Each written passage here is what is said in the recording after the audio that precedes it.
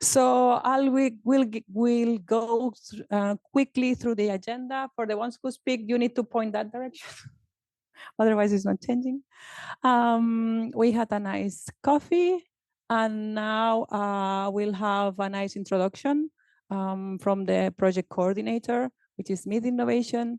Then Zol will explain a bit the country analysis, the opportunities and the strategies to develop whole life carbon assessment and benchmarks. And later we will have a panel where we will discuss the whole life carbon regulations and effectiveness at European level. Later we'll have a coffee break. And later we'll have Steven Barret, who's gonna explain the methodology and the national approaches and reporting and benchmarking. And after that, we'll have a panel where we will touch on the different national perspective of Indicate. And we will pass the torch to Indicate Live, which is a new project that started last week. And that's it for today. We expect a lot of questions from the audience, a lot of interaction. It's a quite small group, but we want to make it cozy. So feel free to ask, to comment, to we kind of know each other here, so that's good. Okay. It's good. So Simon Kongsbach, she's partner and the project coordinator of Indicate at Smith Innovation. So.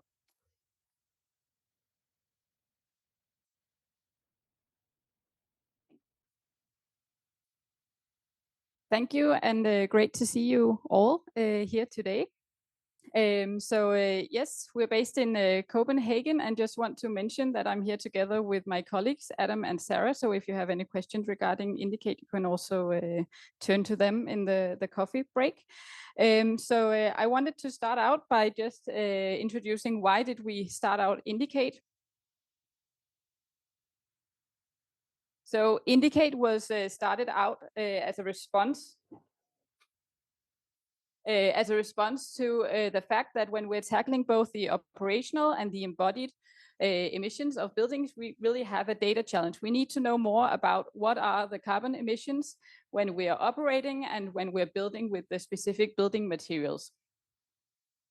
And we launched Indicate back in 2022, and Indicate was launched as a bottom-up initiative where we wanted to create a push for whole life carbon policy. And we wanted to do that by offering the data collection for policy and industry action. And we wanted it to be a bottom-up perspective where we looked into specific member states of Europe and really looked at this national perspective. And we had a focus on the data challenge regarding the building level of LCAs. And that's why the arrow also tries to symbolize a building. When we launched in 22, we were based on experiences from the frontrunner countries in both the Nordics, the Netherlands, and in France.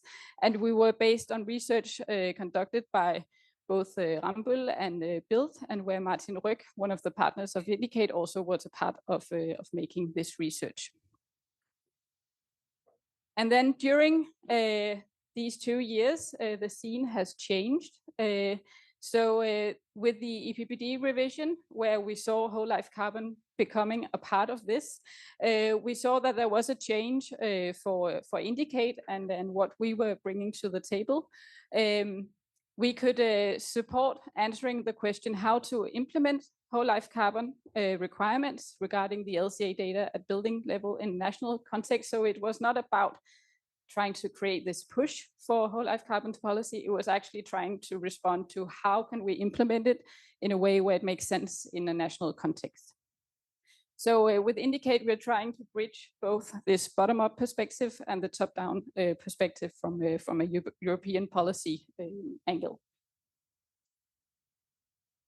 So today, I also hope that when we share the learnings from a national perspective, that we'll be able to put it into a context of the European perspective and blend these two ways of approaching the data challenge of whole life carbon. So what is Indicate? Indicate is a new funding and support framework to help European countries overcome the LCA and whole life cycle data challenge, as mentioned. And Indicate has supported national consortiums to develop data and analysis needed to inform whole life carbon policies and kickstart the market innovation that we need so much.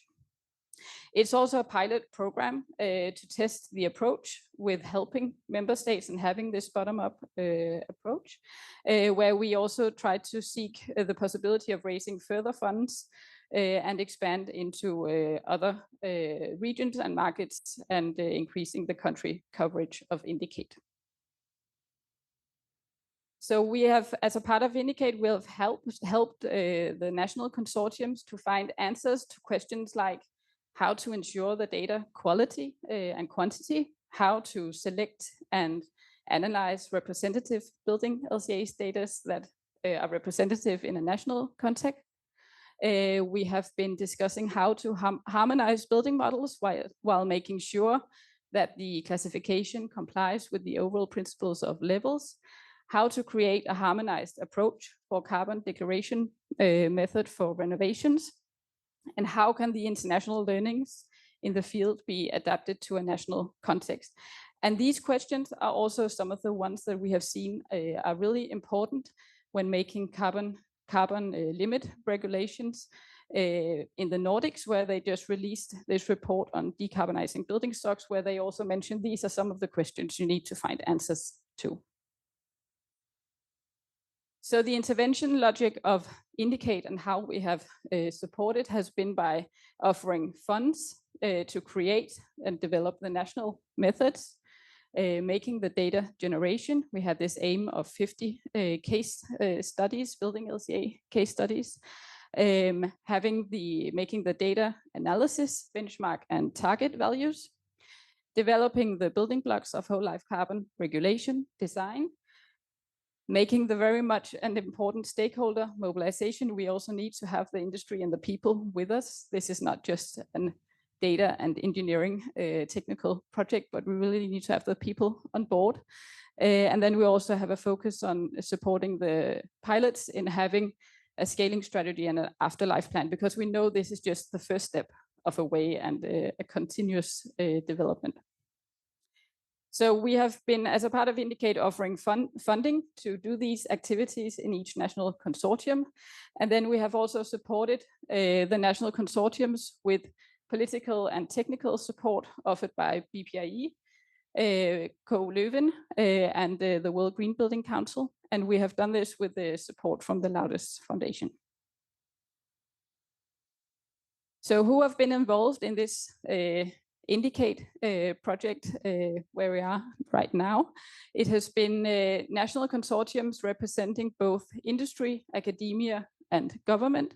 And we have had national consortiums in both Ireland, Spain, and the Czech Republic. And here are the specific organizations from each consortium, but I just wanted to give the opportunity. Who do we have here today who's representing the Czech consortium? Can you raise your hand? Just so you can also go and ask questions afterwards. And likewise for the Irish consortium. And we also are lucky to have a representative of the Spanish consortium with us. Yeah, so good to have you here.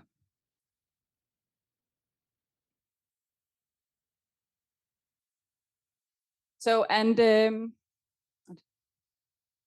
okay, I tried to make a black screen, but so as Laura also mentioned, we have had this first phase of Indicate with these three national pilots countries, but we are also today announcing the launch of the next phase of Indicate, where we have had the opportunity of gaining support from the European Union. And here we will be having national consortiums in Italy, Austria, Croatia, Luxembourg, and then we have Hungary as a following country. And all these national consortiums, they will also be offered political and technical support from the same team of BPIE, KU Leuven, and World Green Building Council.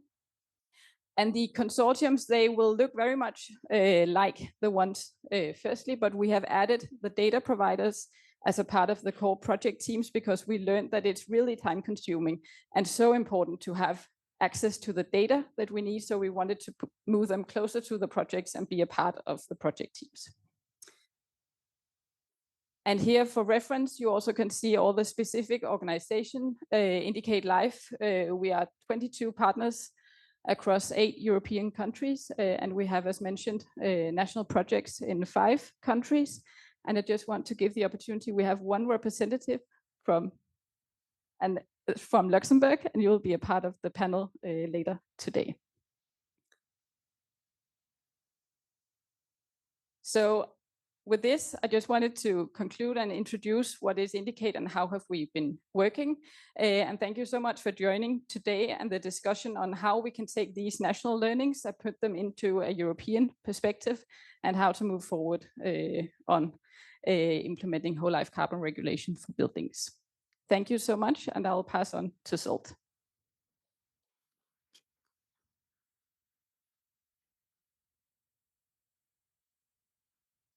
It's the moment when I wish to have 3 hands. Thank you. All right, so it was a very good introduction. Actually, it saved me a lot of my slides. I just wanted to borrow one slide from you, actually still about why Indicate and why data collection and data analysis is so important when we talk about uptake of whole life carbon assessments.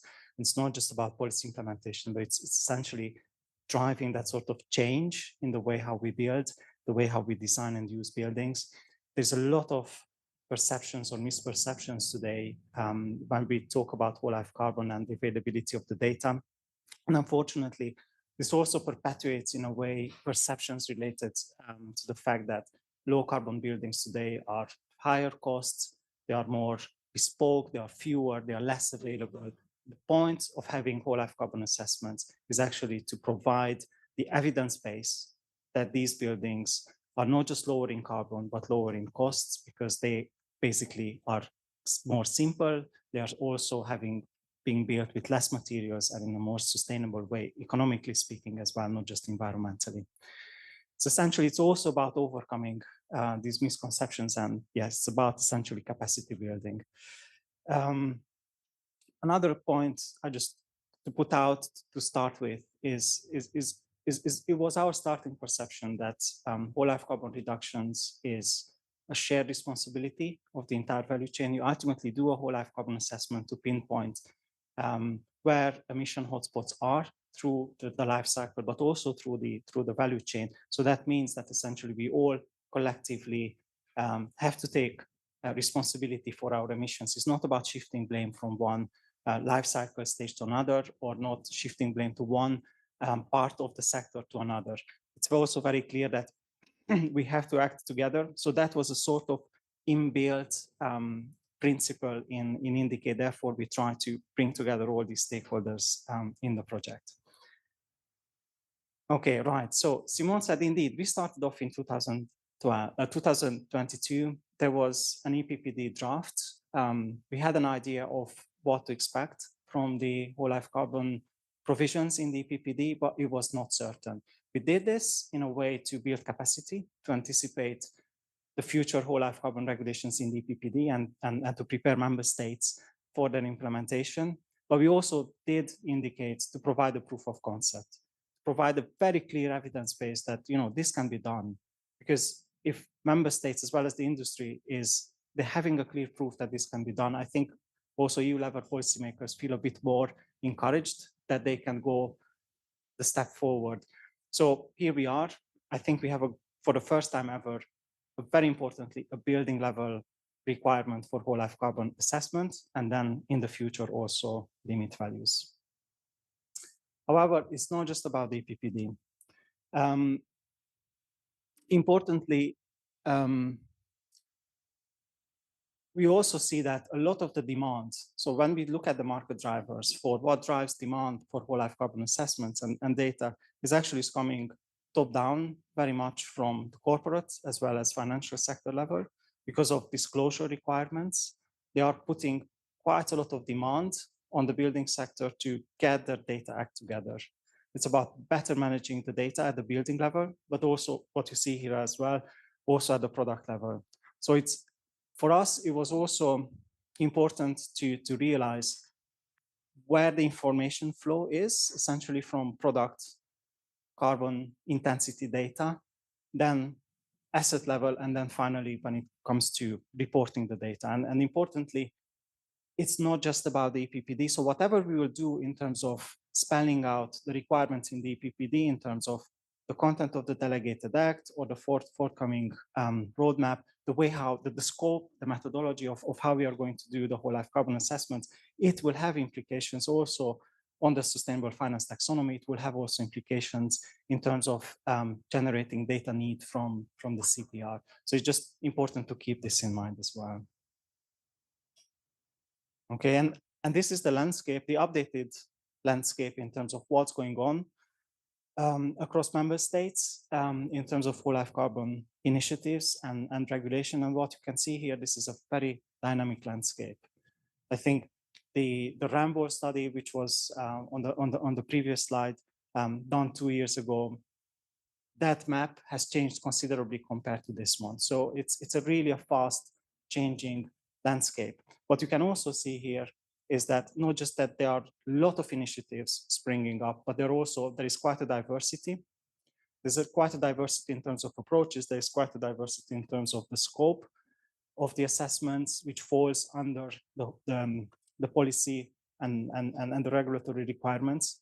So that obviously raises the point around the fact that how do we make sure that there is consistency among these? So with the EPPD, obviously now we have a very important opportunity to get some sort of basic level alignment and harmonization in place.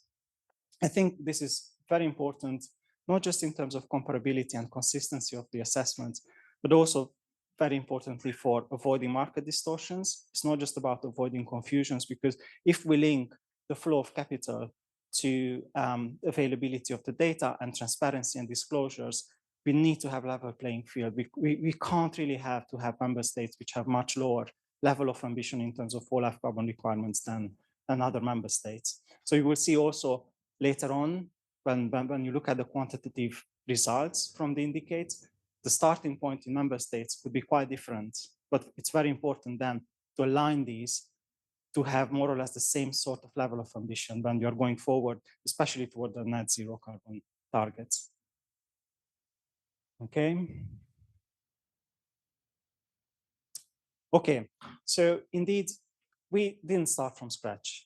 I think one of the key message here is that, especially for member states who are catching up, who are getting familiar with whole life carbon and whole life carbon regulations, is that there is an ample lot of best practices and a lot of tried and tested approaches and methods of how to develop policies, how to engage stakeholders, which we also used. And it's very clear that it worked in the case of the 3 indicate countries. And these 3 indicate countries are quite representative in terms of like geographical scope, in terms of like building stock. It's much more diverse than the Nordic countries, if you like. So I think the message is that the Nordic approach with slight adaptation could work and provides a way forward for the rest of Europe as well.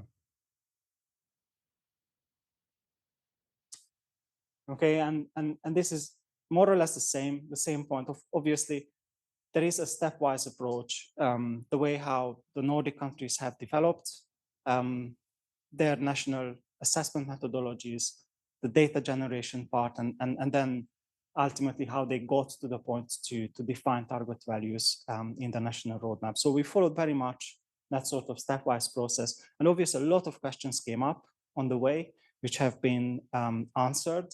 To a certain extent, these are also the questions that we expect other member states will have to clarify within their own constituencies. And if you like, these are also very much the questions, the basic, the foundational elements, the design features of an effective whole life carbon assessment framework, as well as whole life carbon regulatory framework, which is not just relevant for the member states, but it's also, I think, important to put this back to the European Commission, who is currently working on providing that sort of additional guidance on the EPPD, which leaves, the current text leaves quite a lot open for interpretation. So it's very important at least that these basic set of elements to be clarified in the delegated act as well as the additional guidance, which will be provided spring next year. Okay, so there are a lot of details in the technical report that we are also launching today. There's even more details in the national reports that will be coming over the next 2 weeks for publication. I'm not going to bore down into the details too much here. What we try to do right from the beginning, even when the EPPD was not yet concluded, we try to align the methodological choices with levels as well as with the forthcoming EPPD.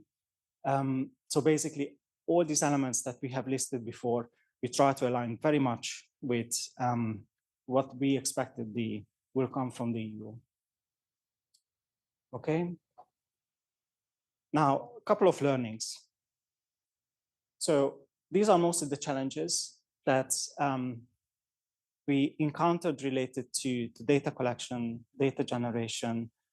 A lot of these challenges related to the fact that there were no established or accredited national methodologies in place in these countries.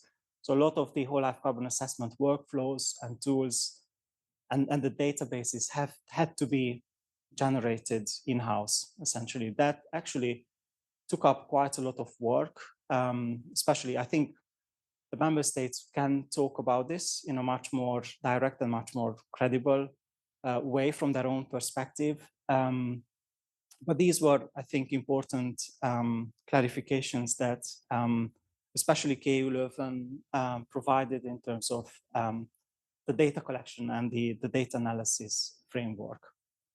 But we also believe that there are a lot of positive developments in this field, because very clearly product data, EPDs, and proxies are increasingly available. And the way how we built the data analysis and the data template is we've focused very much on having robust fields of materials. So essentially, if more robust product data will becomes available, these assessments, which have been used to generate the baseline values in the member states, can be redone, can be revised. So on the basis of more accurate or more credible product level data, these assessments can be redone. But it's very important to have that sort of transparency and clarity in terms of the bills of materials. And also, I think Simone already mentioned that the way how essentially we try to collect and bring into our project those who own the data and just give them incentives to share the data. That was quite an important challenge, but successfully overcome in all member states, because we sort of met the 50 case studies target which we set out for ourselves. Okay, so now about the quantitative results. So I was saying that what you can see here, these are tentative preliminary baseline values.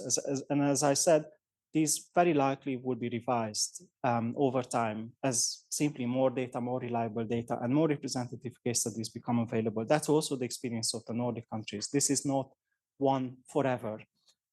But I think these provide a very, very clear early indications of where these other countries are in terms of building level baseline values.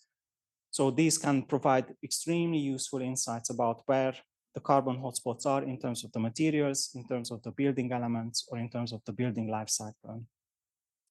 So what you can see here is also that there is quite a bit of spread.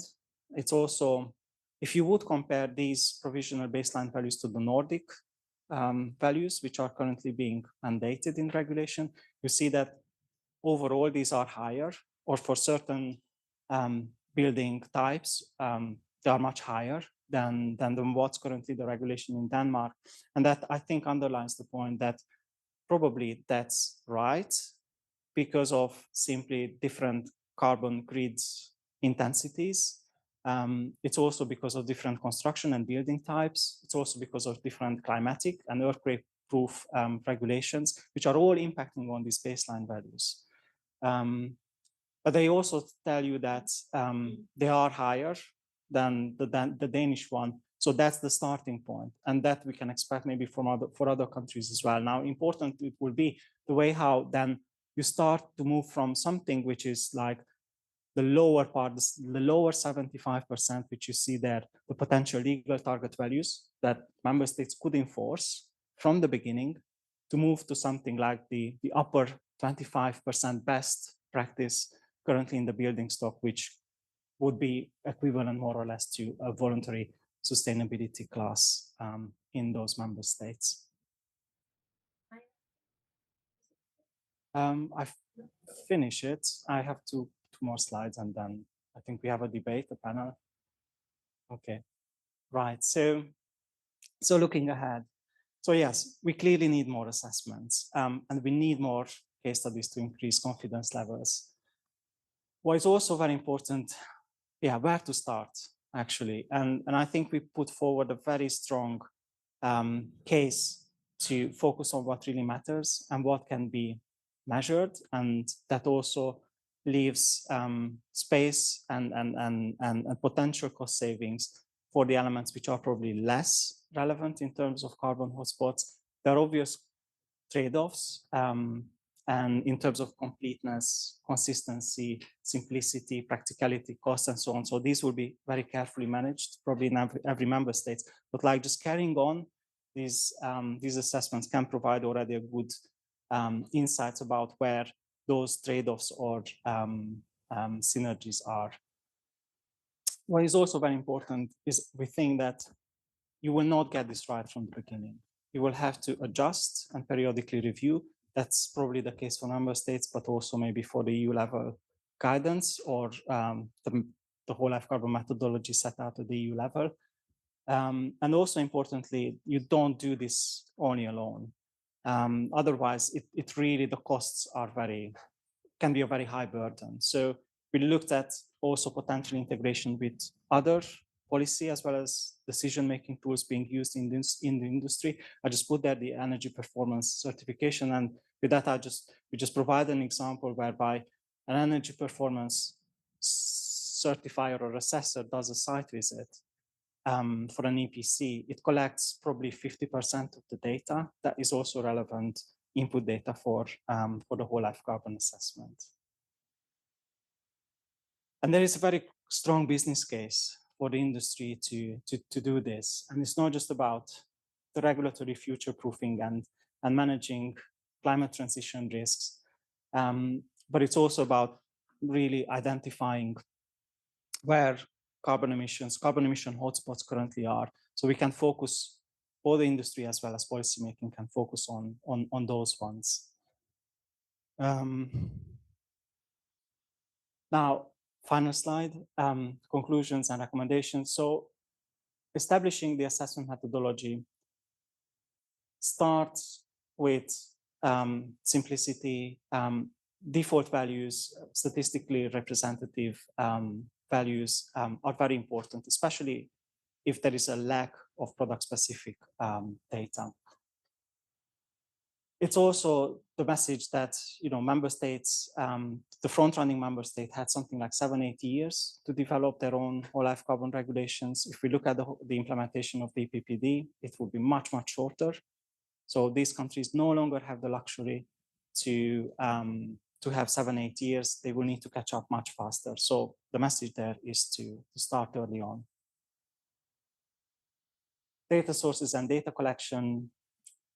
The EPPD and the CPR, which is being touted to provide carbon-related data, their alignment is not exactly aligned. Their implementation of the CPR is expected until 2040, the full implementation. There will be a transition period whereby the old CPR and the new CPR will coexist to make sure that what data will come from the CPR and how this will be available through the declaration of performance and conformity, as well as the digital product passport, again, will be very important to clarify in relation to whole life carbon.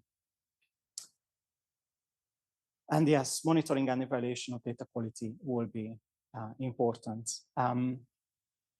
Now, in terms of the definition of limit values, yeah, we set out the targets to collect 50 case studies to build these baselines. But it's very important, if we look forwards with robustness and credibility in mind, it's very important to actually start with the building stock analysis. So this will be the recommendations for the member states to map their building stock. So we know that we are collecting the data which is the most representative for describing their building stock, and to make sure that the robustness and the statistical representativeness of the data is there.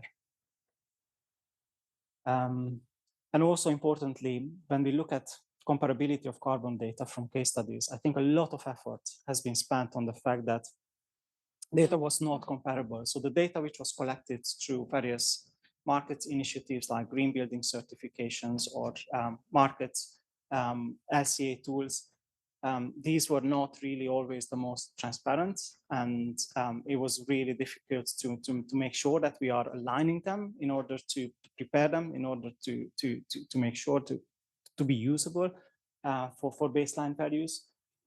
So essentially, a lot of work went into that, and that's something that highlights the message that consistency within, in terms of whole life carbon assessment within countries is even more important than comparability or consistency among member states. And yes, it's very important to have a shared vision focused on the benefits of whole life carbon assessments, again, because we rely on the entire value chain for this, and so especially when it comes to data sharing. And I leave you with a link to the EU report, which is live as we speak.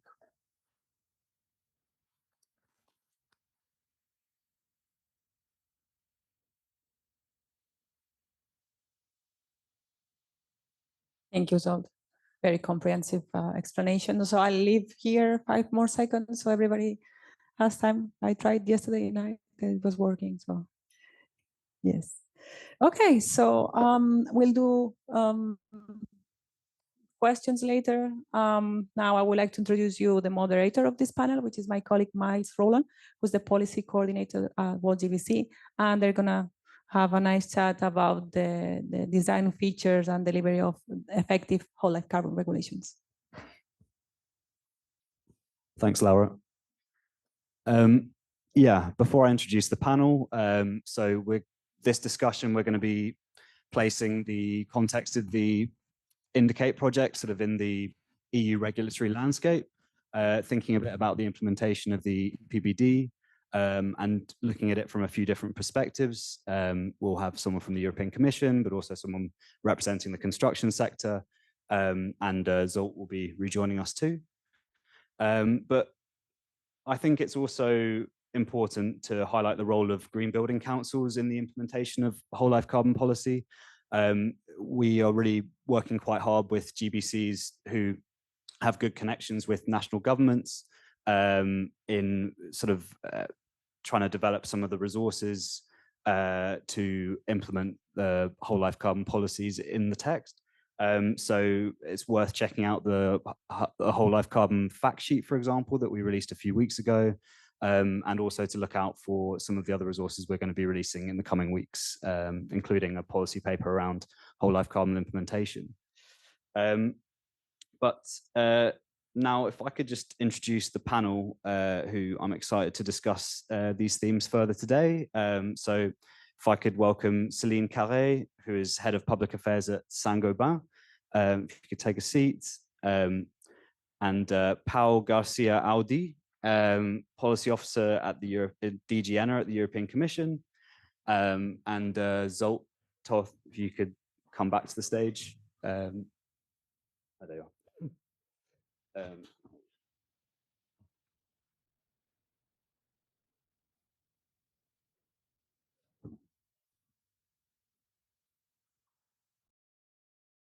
Great. So welcome.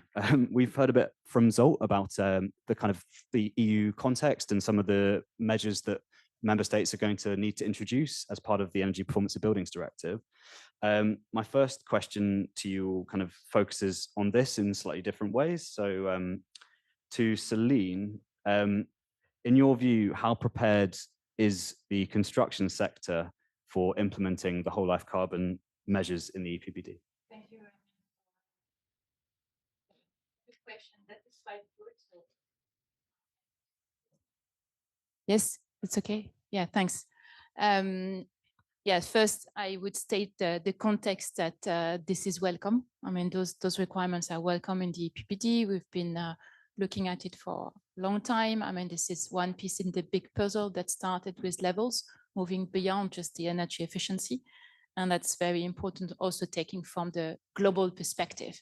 I mean, we need to join the dots between what's happening here at EU level and the story at COP, building to COP and the building breakthrough. I'd say that when we think about preparedness, I think about 3 dimensions. One is definitely about the transparency, one is about the integration, and one is about the investment. So when it comes to transparency, I think the sector is getting ready, and this is accelerating. It's a huge task. It's about producing those very product data. So in Saint-Gobain, we started quite a while ago with EPDs, with LCA. It takes time. We need to create the capacity internally.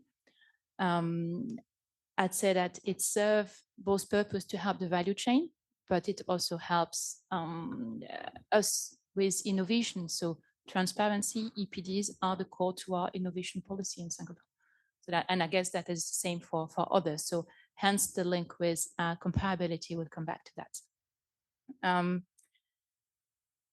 Then about the point about integration for me is very important because we start with product data. The data, I mean, that needs to speak to product and to buildings. So that's this two integration. And there we're looking for a common standard for delivering the information, for comparing product. We talk about the functional units in the CPR. So that's the basis. But then we're looking for a common approach to build sort of that house that will be the life cycle at building level. And there at the moment, it's still relatively patchy, as we know, because of different ways to cover the life cycle stages. We don't know which building elements. Some of them are just mainly the infrastructure, superstructure. Some other go down the line of much more granular aspect. The source of data is not necessarily always consistent. The lifespan, is it 50, 60, 75 years? Because then it's going to impact how we the final outcome. So that's sort of integration for us is very important. If I would, and then the life cycle stages, obviously. If I would take a comparison, by default, it's going to be restrictive, always comparison. It's a bit as if you would have several countries training young people for triathlons in different countries. But then in each country, the weighted score allocated to either swimming, running, or cycling would be different. And that is making it difficult to motivate them to train and to perform, basically. And we need to keep the motivations through the integration. The last point, so next to transparency and integration, the preparedness of the sector comes with the investment going into this. Investments are being driven by the context. I mean, it's definitely the ETS, the changes to the ETS and the perspective. I mean, the climate law, the 2030, 2040, this is definitely impacting. But the demand drivers are definitely accelerating the investments. And I'll keep that for the next discussion, but working on synchronizing those drivers is very important. Otherwise, we we lose the focus internally. I mean, it takes time also to explain and to take up those innovation. Great, thanks, Celine. Yeah, you've touched on some of what I'm sure will be some of the themes of this session, including harmonization, transparency, integration with other policy measures. So really good to get that industry perspective. But to Zsolt, looking at the EU member state level, and obviously in the context of the Indicate project, how prepared, looking across the member states, would you say they are for the EPBD measures? And how can Indicate kind of inform in terms of this implementation process? Thank you. Yeah, so when we looked, when we had the project idea of Indicate, and when we looked at potentially the countries who would be the first in the first wave of piloting this effort, we've done a bit of a background analysis of looking at those countries who are the most prepared, but there is already, if not yet, a nationally sanctioned official whole life carbon assessment methodology and database in place, but there is something already being prepared. So obviously we looked at those countries which are not the best in class in terms of Europe with whole life carbon regulations, but let's say the next wave of those. And for the follow-up of Indicate, the Indicate Live project, we again look at the countries which have already something in place that we can start to work with. But this is not about pinpointing which countries is ahead or further behind. I think clear message there is that no country starts completely from scratch. There are obviously in the lack of a statutory requirement for whole life carbon assessment and disclosures. Most of the whole life carbon assessments are done via market initiatives, and in this sense, the green building certification schemes and tool are very important. Provision levels have been already in place for probably 10 years, I think, in a draft format, in a final format, a bit shorter time. But this has created already quite a lot of capacity and awareness. I think what we try to do, at least in Indicate, is to bring that capacity and knowledge together, and just to look at what will the EPBD implementation require. So paving the way for member states. And in this process, we sought to involve very much the member states, public authorities and government. So I think now there is, again, the next panel will talk about this in more details, but there are very clear commitments and in terms of how the member states will take up what Indicate has generated. And it's not just about the provisional quantitative results or the baseline values. It's very much setting the process in motion. And I think that's a very important start. So I think even for the other member states, again, the clear message is that they will not start from scratch. The methodology and the framework is quite clear. The Nordic, as well as the experience of Indicate, provides a clear proof that this can be done. Thank you. And to Pau, we've heard a bit about the kind of how the construction sector and the member states are kind of shaping up for the implementation of the EPBD. But from the European Commission's perspective, how will you be supporting member states in the implementation of whole life carbon regulations? Thanks. On this area, it's a little bit complicated because actually the subject of whole life carbon is managed by 3 different DGs. So it's DG Environment, DG Grow, and DG Energy. So on the EPBD side, yes, it's DG Energy, but then on the overall framework is very much also DG Grow and DG Environment.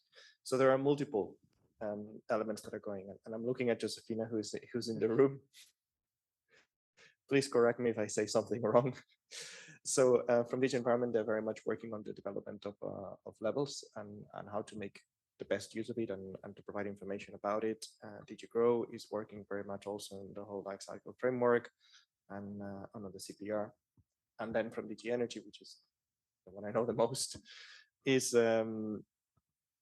we are very much focused on the transposition and implementation of the EPBD. And that means, for example, making sure that member states do respond to what's on the EPBD right now, but at the same time, providing guidance. That's quite important at this stage. It's something that we saw with the with EPCs, for example. Once the systems are in place, it's very difficult to change them. It has taken us 20 years for member states to agree to use from A to G. So we need to get the global warming potential analysis right from the start. Otherwise, it's going to take us 10, 15 years to correct it.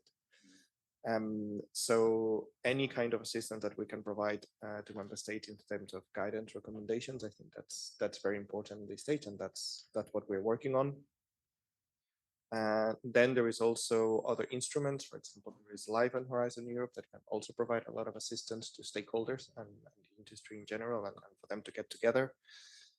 And last but not least, there is also instruments at the level of the Commission, like technical assistance for member states to develop their public servants and to train them and develop the systems within the member states, within the legal, not the legal framework, sorry, within the people that work in the member states. So there is multiple tools that we can get. That's what we are doing at the moment. Thanks, Bao. And yeah, just to pick on you again, thinking about the Indicate project, what we've heard about it so far and what you know about it, how relevant are the results of this project in terms of implementing the EPBD? They're very relevant. I mean, the lessons learned at the end, they're quite interesting. We always go to the bottom, to the conclusions and recommendations, I'm afraid. I quite like the fact, for example, of the experience and a number of projects already that tells you, look, this is how you can do it. This is how you can come up with some values. These are the methodologies. These are the elements they take into consideration. It will be interesting to look into more detail and see which recommendations there are in terms of the elements that we need to consider within a building. Like, where do we put the boundaries of the assessment? I think that would be very relevant for us. But I also really like the focus on stakeholders. And the fact that we need to get the people trained. And there, my biggest concern is that there is a lot of visibility about whole life cycle analysis within the front runners. But the construction sector is very much dominated by SMEs. And those ones are going to take a long time. To put it very bluntly, for example, when I was working in the field as a consultant, I didn't know that there was a thing called the EPBD. I just focused on what was the national legislation because that's what mattered to me. I could only look 2-3 years ahead.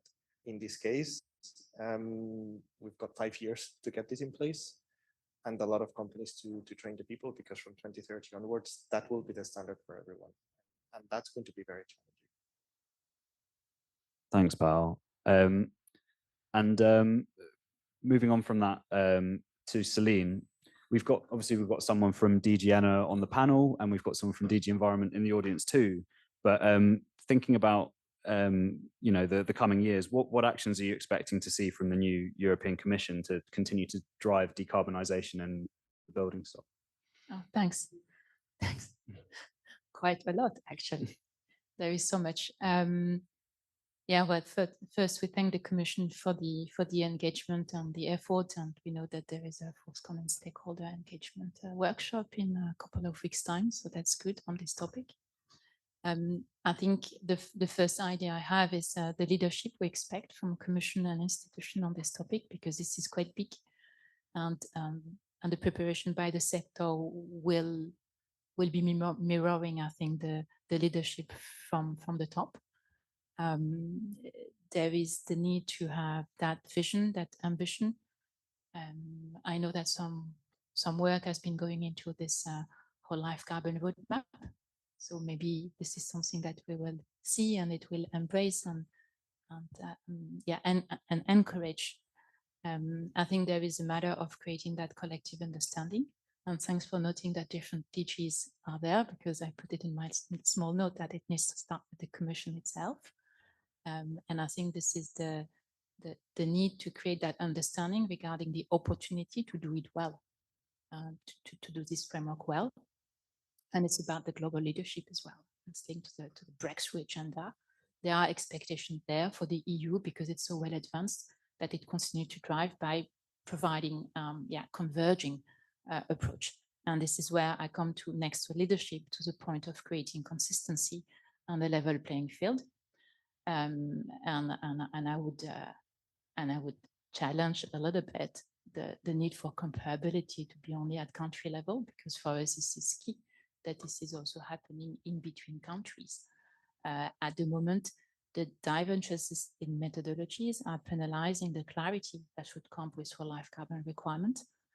It will slow down investment and the prioritization that we give internally to this kind of investment, because divergences prevent the comparability coming from early front-runner experiences.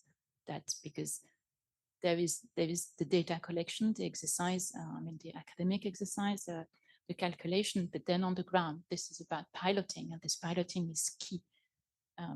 This is what's happening between developers, between manufacturers, between all the building value chain, and to take those learning to accelerate. We need to compare, and that's happening in between countries at a time when the CPR is providing with a smooth way of providing those elements and accelerating the internal market. We cannot allow that when it comes to buildings, then we cannot compare. This is important, and we also need to imagine that for the financing sector, they need to have a streamlined dimension on this. So on the consistency, yes, all products should be in all the stages, so possibly going beyond what the frontrunner are doing. Some of the frontrunner are doing. This is important. Representative data, you name it, Zsolt, in your presentation. These are the aspects. And then some guidance maybe it's expected from the Commission on what to do in that transition period, where we're going to have data coming from various sources, current EPDs, but also managing what is coming in the DOPC coming from the CPR, and this is going to take time.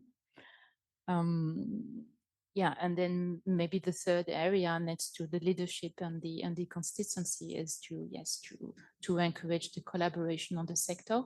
These are things that we have mentioned. This is the involvement of the SMEs. This is maybe the role of data. What can DG Connect? We have already several DGs involved. What can DG Connect do for our sector? Are there some big projects to replicate what has been done here by Indicate at a larger scale? And maybe the last point, I come back to this piloting, because you put some value in this Indicate project on the bottom-up dimension. But we know that this is how things started. It is about knowing on the ground, and I will finish on that note, how to manage both the reduction of operational energy and embodied operational emission and embodied emission, and to do it, to replicate various building types, various climates. This should be happening in all the countries from now on. And this is where SMEs can be onboarded. So that leadership for me is very important. Thanks, Celine. That's a really good wish list there already. If I can apply, that question to Zsolt as well, building on what Celine said, what actions are you looking to see from the new European Commission? Yeah, I very much agree with Celine, and I also agree with Pau. I would love to have, so that's also my expectation, to have clarity, fast implementation, and have an aligned framework as much as, or comparable EU framework as much as possible, because indeed, otherwise we end up in a situations whereby we have locked in different regimes for a long time.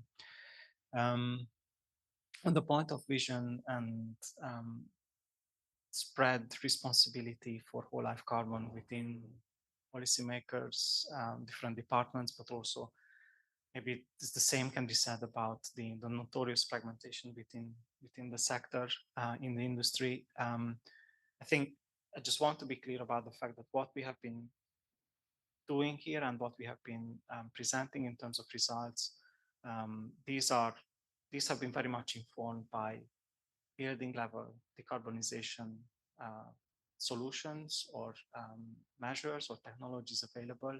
I think the point that Sanin made also just to look beyond that is, I think, is a very important one. It's very important to establish priorities for low carbon interventions beyond, especially for policymakers. So to consider all the low carbon levers available also at the building stock level or across the economy. It's also very important when we are defining a decarbonization pathway to have this perspective, because simply we are not going to be able to leverage all the measures if we just acting on the building level. So it's very clear in finding the right sort of the right set of strategies that we are going to apply to the building stock will be different across different member states, but it's very important to have that sort of wider perspective. So not just to look at the building level.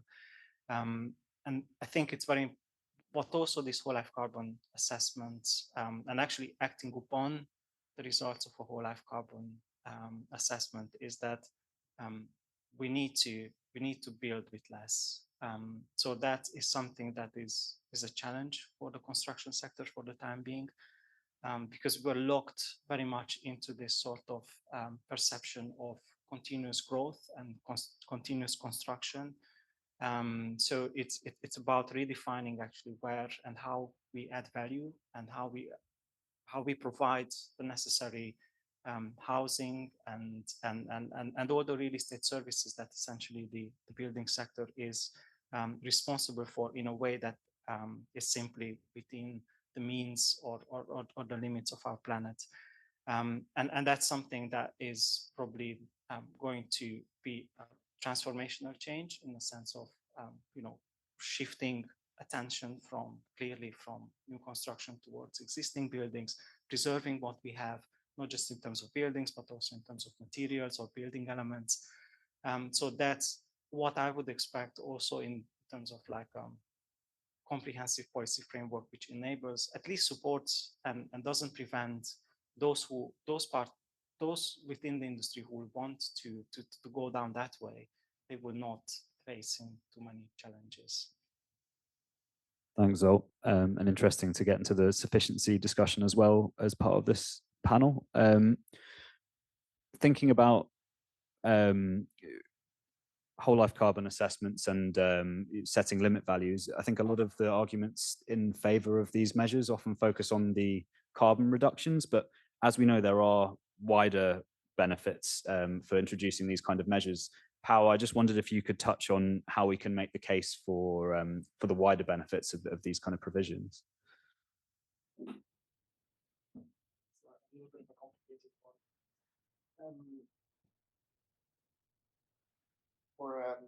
At the EU level, I think one of the biggest advantages is that most of the those that get. I don't think it's on. No? Yes. So at EU level, a lot of the products are produced in the construction sector. A lot of the products used are still produced in the EU. It's a very much EU value type of industry. And then a lot of the value in the construction sector is also on the fact that we have a lot of manual labor in it. A good, stable, comparable, and consistent across member states framework would really allow us to empower the internal market and make it more competitive. And also then be able to show the benefits of using a product that is developed in the EU and that it's built in the EU compared to something that comes from far away, which comes with additional embedded carbon emissions. Also show, for example, the fact that we produce with an electric grid that it's becoming more and more decarbonized. So there is multiple benefits there to work on the overall decarbonization. But for that, we really need a consistent, comparable approach, and that we need to do now. Thanks, Paul. If I could turn that question to Zolt as well. I think there was a section in your report which touched on the wider benefits of whole life carbon measures as well. So I just wondered if you could summarize some of those. Yeah, I think that's a very important point because it's important to build a community, as you said, to build the business case around doing that, overcoming a lot of perception and misperceptions related to the availability of low carbon materials, their durability, or the way how it poses a challenge for also for SMEs or the construction workforce essentially to work with that. And it's very clear that we need compelling evidence base, and we need case studies to illustrate that this doesn't necessarily come with these costs, or doesn't necessarily come with that extra burden. I think it's first and foremost, it's about, I'm really grateful that we have this whole life carbon disclosure requirement now in DPPD, because first and foremost, it will create awareness. And it will create awareness, probably it will start obviously with the front runners, but I think it will trickle down simply because we will go from the scale of something like 100 or 200 whole life carbon assessments currently in some member states to basically cover all new construction, and in the future, hopefully also major renovations. So it creates an awareness, first and foremost, about the understanding of what actually responsible for the carbon footprint of the building. It would also, I think, create awareness of just simply looking beyond the very much your own life cycle stage and what you're working on. So I think there are important levers whereby some of these challenges that you have been talking about within the industry in terms of the uptake, we can just simply leverage by building a positive narrative around this. And I think we have a clear example also with the energy efficiency debate. The multiple benefits of energy efficiency and talking about these have mattered quite a lot in building support for energy efficiency improvements over the last 20 years. We just simply didn't have this yet documented and properly articulated for whole life carbon reductions. Thanks, so and finally to Celine, thinking about this from a construction sector perspective, how would you argue is the best way to make the case for the wider benefits? Okay, I would start with, building on what you said, awareness and creating ownership within the entire value chain. To have that as a goal, but then to take the time to explain what it takes to get there. So the journey is something where we can create ownership among all the actors. It will come to very concrete questions. For manufacturers is, where do we invest? Where do we put priorities? And that's where the links with the consistency and the coverage of the methodology will be very important. I'm thinking, for example, about the linkages between whole life carbon and circularity. What's happening at the end of life? So how do we value the end of life in those methodologies is very important as well. So it's about creating ownership, innovation. And that's where I would make the link also with the level playing field and the internal market that we are focusing on, that was mentioned here as well.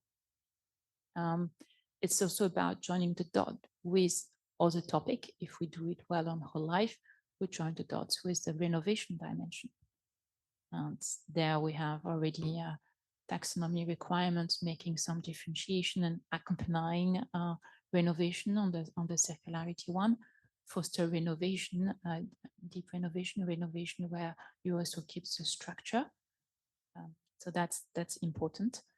And and I would end with really getting all the layer and all the actors in the value chain. And also for us, having platforms to revisit the interactions with the SMEs as well, having a clear framework. Thanks, Celine. So I will conclude the discussion part of our session there, but does anyone in the audience have any questions for our panel? Laura's got a mic. Thank you.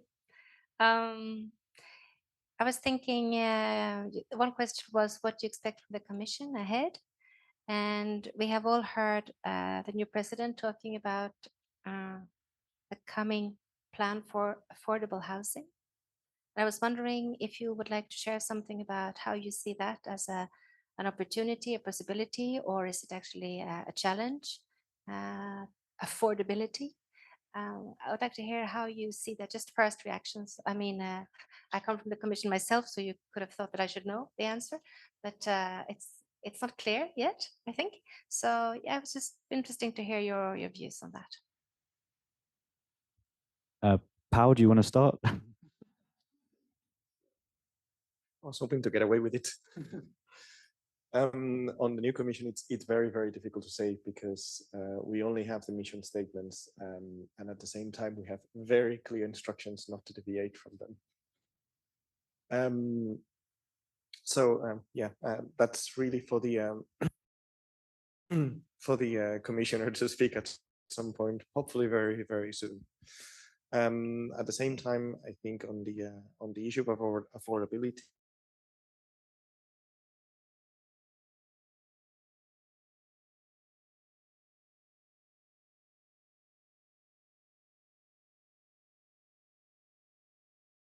and I think that's part of the statement too. Let's not just build lots of houses, but also do it properly. Let's rehabilitate existing buildings to the maximum extent possible, etc. Zsolt, do you want to follow up? Yeah, can I just come back on this? Because I think for me, the key issue with housing affordability is to define it in a way which is not exclusively energy poverty. Because I think there are many examples across Europe talking about energy renovations and improving the energy performance of existing buildings, which doesn't necessarily translate it into housing affordability. I think the very concept of affordable housing is really beyond, like you said, is not just also about the energy performance or the health and well-being of the occupiers, but it's also about access to housing. And if you look at the reason why we have this topic now on the agenda, affordable housing is for reasons other than strictly speaking energy renovations. But I think now, because this panel is about whole life carbon, there is a point indeed about perceived conflict or tension between the need to reduce life cycle emission or carbon footprint of buildings, as well as creating rapidly, quickly new housing units. And I put the emphasis here on housing units, which doesn't mean that necessarily new houses or new construction. So it's about indeed mapping the existing stock and its availability.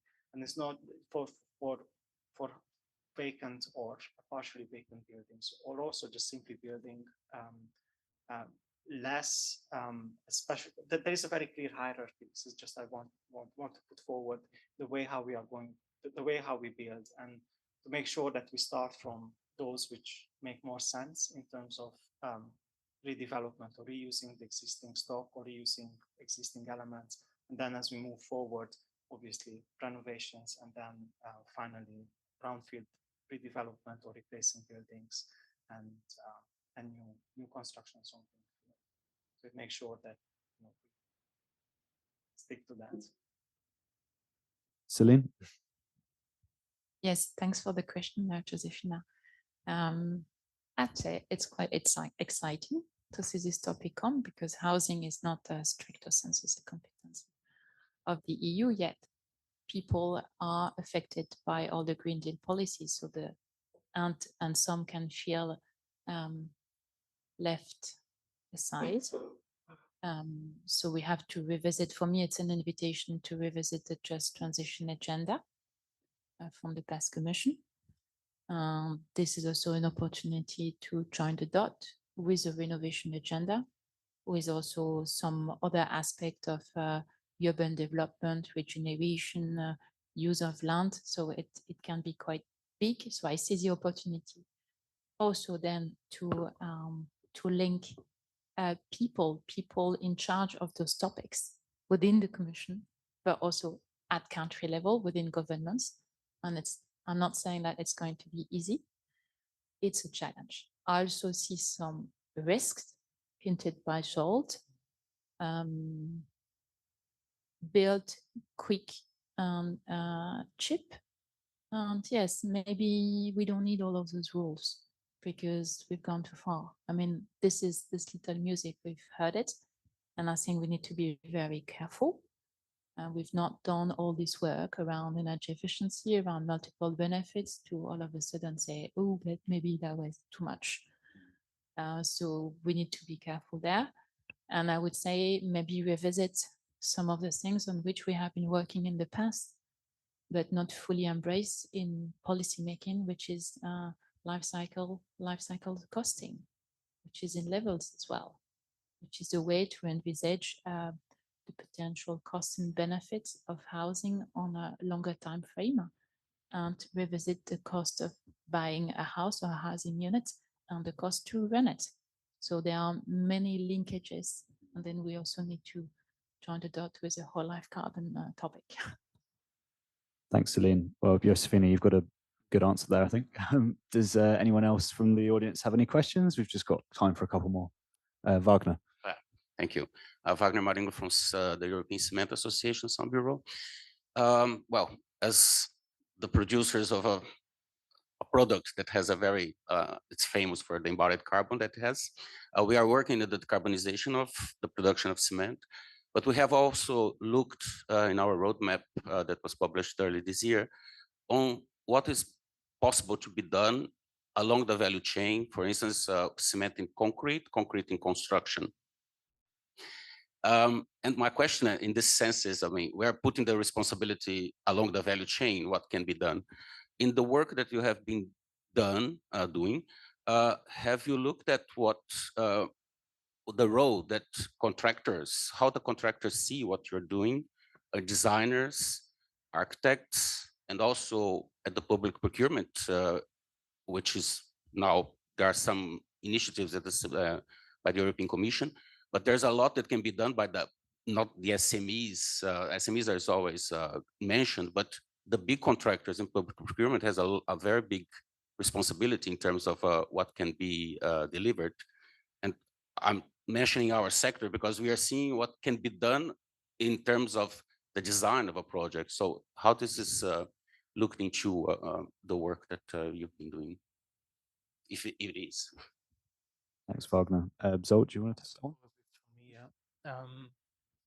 The honest answer is, Wagner, it's I think it's what you're asking for is slightly beyond the scope of Indicate project. So Indicate was essentially about stakeholder mobilization to collect data and then to do a proper curation and analysis of that data, which provides initial benchmarks or baseline values to be used by the likes of contractors, developers, designers, but also importantly policymakers. We have also highlighted that in the blueprint of a whole life carbon regulatory framework, you need support measures and a clear alignment with policies such as green public procurement. So it's very clear that what comes out of Indicate in terms of not just Indicate, but generally whole life carbon baseline values, we defined with this purpose, with this use in mind, itself create this sort of positive incentive chain whereby that creates a demand for low carbon materials and low carbon building design. It creates also demand for implementation and basically it's the same with financial reporting as well. And also what you document and what you report, it has to be credible. So you have to provide some sort of, you have to provide an audit trail of what sort of assumptions, what sort of scope of quality of data you have used. So again, what you have mentioned, I think it's probably the next step for Indicate. And I would like, exactly like you said, these stakeholder categories to reflect, to look at what Indicate has produced, and yeah, provide us also feedback about their usability. They want to use it. Thanks, Sol. I think it's time that we moved into a coffee break. But if you have any more questions for the panelists, they'll be in the room next. But firstly, round of applause to the panelists. It's been a great discussion today.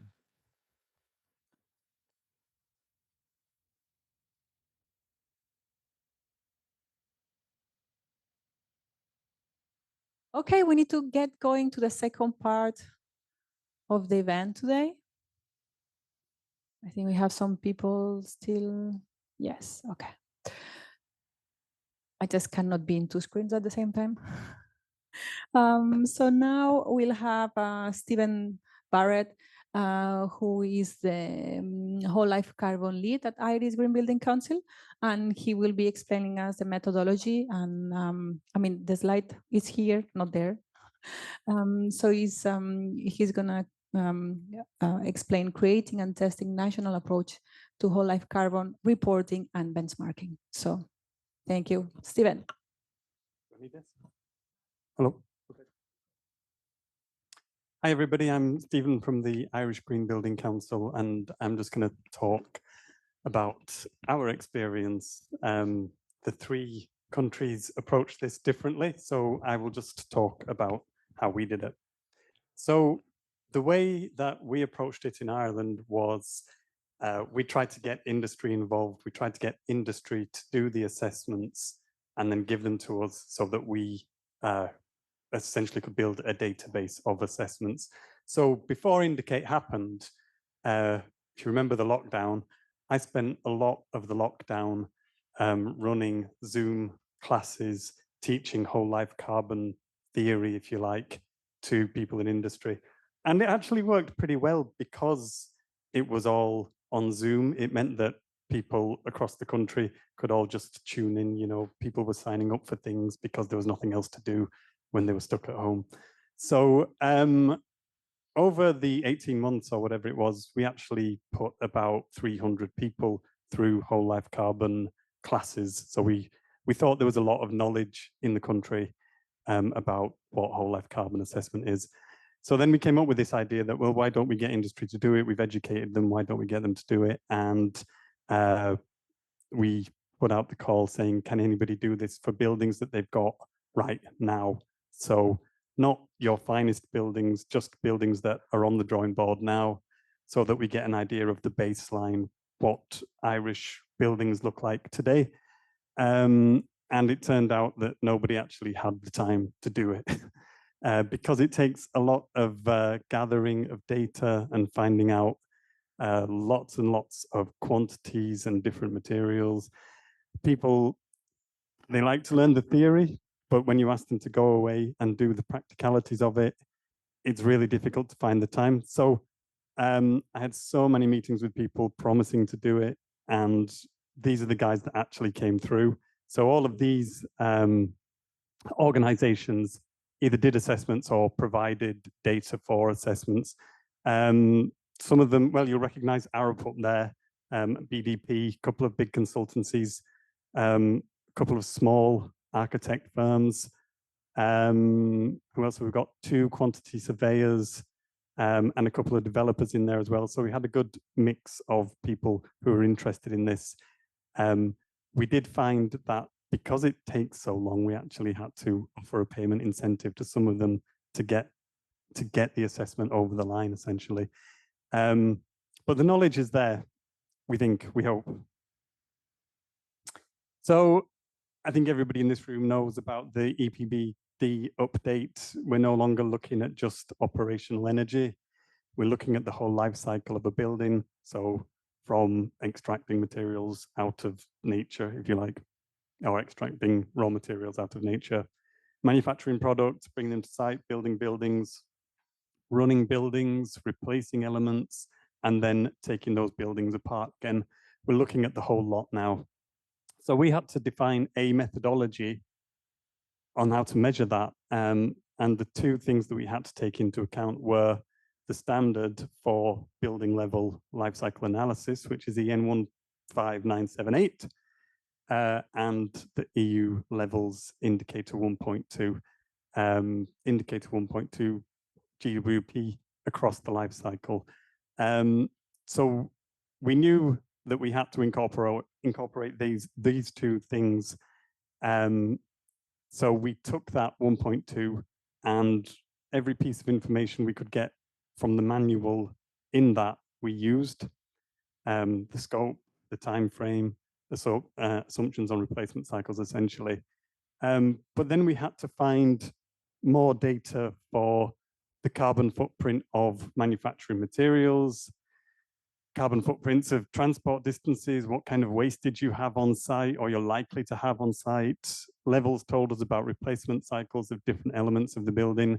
But then what about the operational energy? What will the grid look like over that 50 years that you're assessing?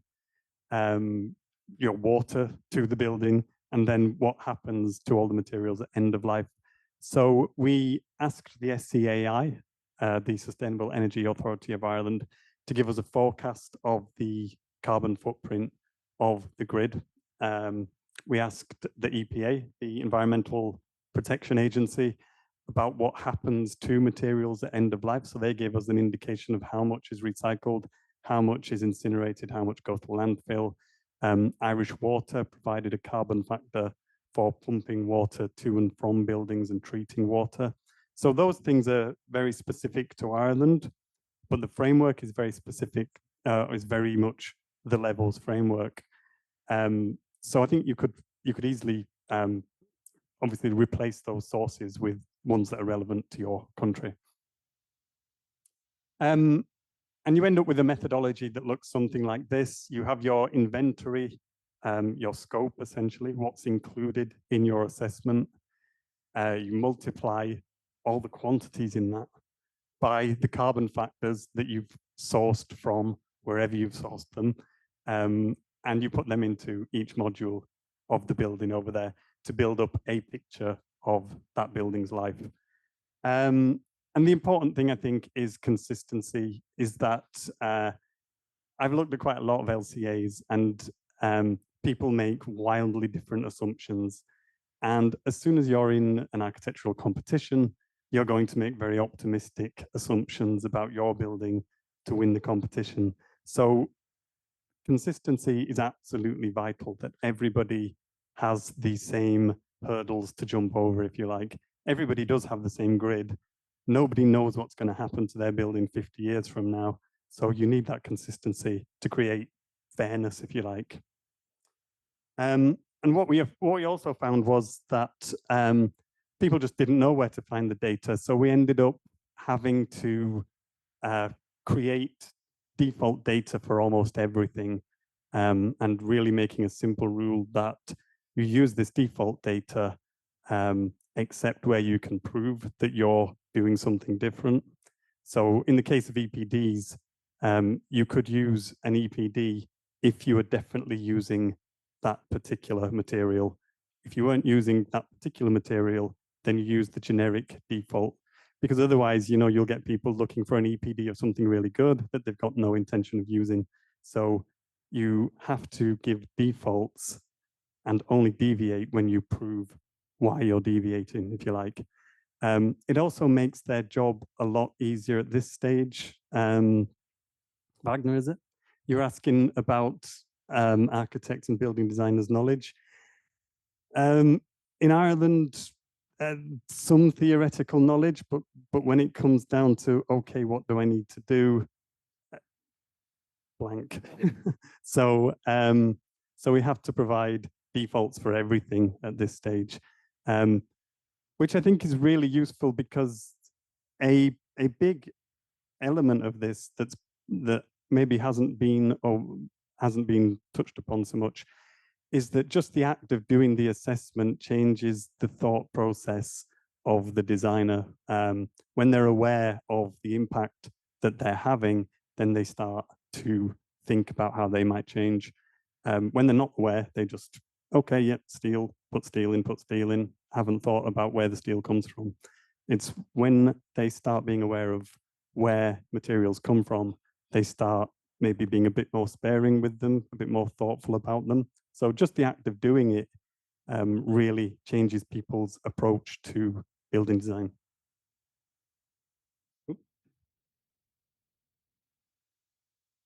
So this was important as well, the scope of what is in your building. So this scope comes from Levels.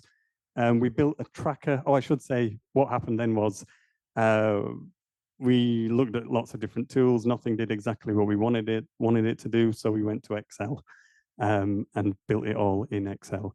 So the scope of the building is there as per Levels. And this was just a kind of a tracker to help each person doing an assessment understand what they had put information in for. Now it's quite a blunt instrument. It just says, have you put in some information for that particular element of the building, not how much, and is it plausible, just have you addressed that element of the building. But it does show you straight away what is included in an assessment. And again, because you see assessments with really low figures and then very small letters at the bottom, it says doesn't include the substructure or doesn't include half the building. So, you know, you need that kind of quick ready reckoner to understand exactly what's included in a scope. So that's for tracking the scope. The results that we were producing, you can see upfront embodied carbon, whole life embodied carbon, whole life operational, and then whole life carbon being embodied plus operational. So upfront is much more accurate than whole life because upfront is measured from actual quantities. The B and C stages are estimates based on a specific scenario. So they're less certain, they haven't happened yet. There's no guarantee that they will happen. They're just a scenario. But the A1 to 5, I think, is the bit that can actually be measured. The rest is a forecast. It also highlighted the different elements of your building where the hotspots are. So I don't know if you can read this, the blue bar being the A1 to 3, the manufacturing, the orange being the transport, and the gray being the wastage on site.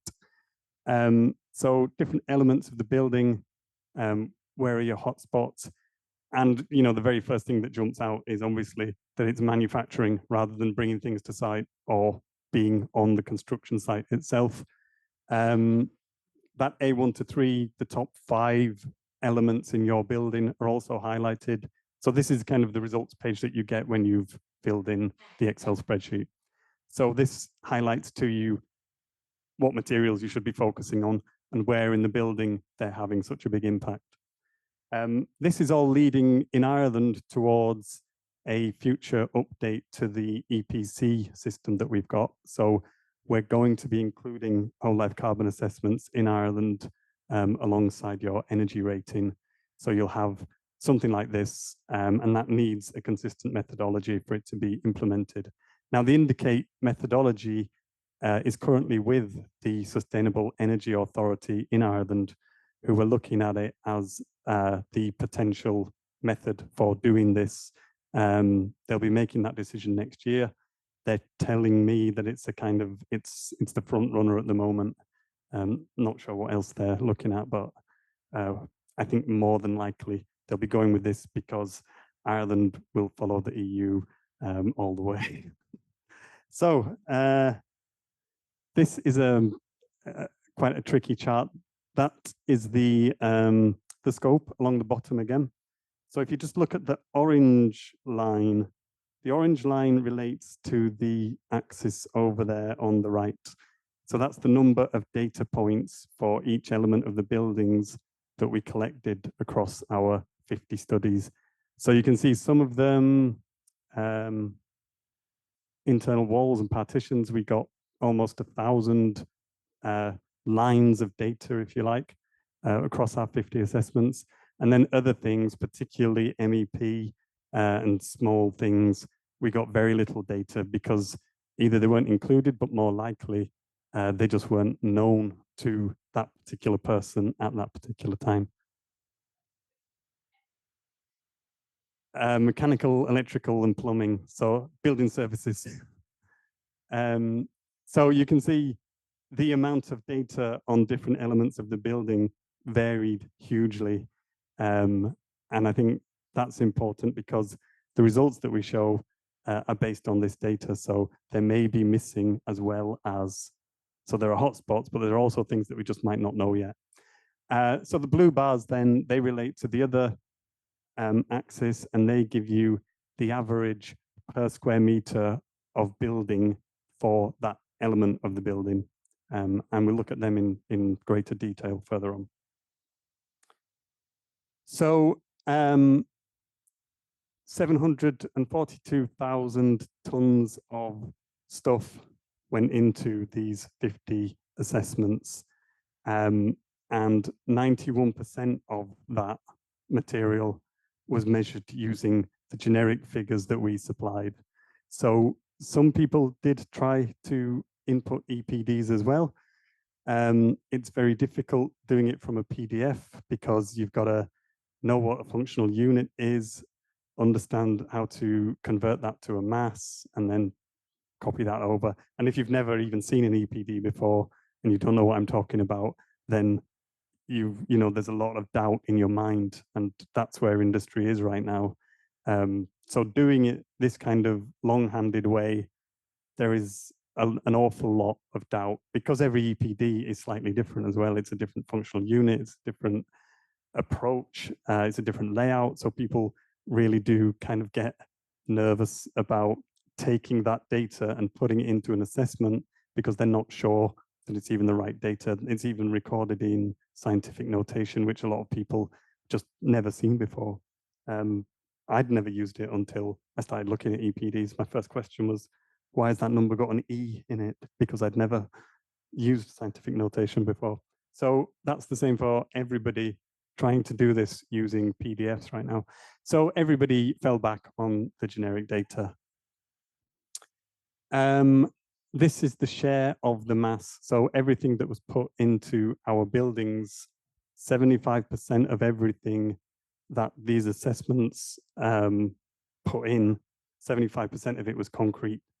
7% was metals, and most of that, I think, is reinforcements because 95% of our assessments were reinforced concrete buildings. There's a couple of steel buildings. So unsurprisingly, that's the breakdown of the mass. Insulation was just 1%, and then other stuff, 17%. So that's 742,000 tons of material produced 191,000 tons of CO2e.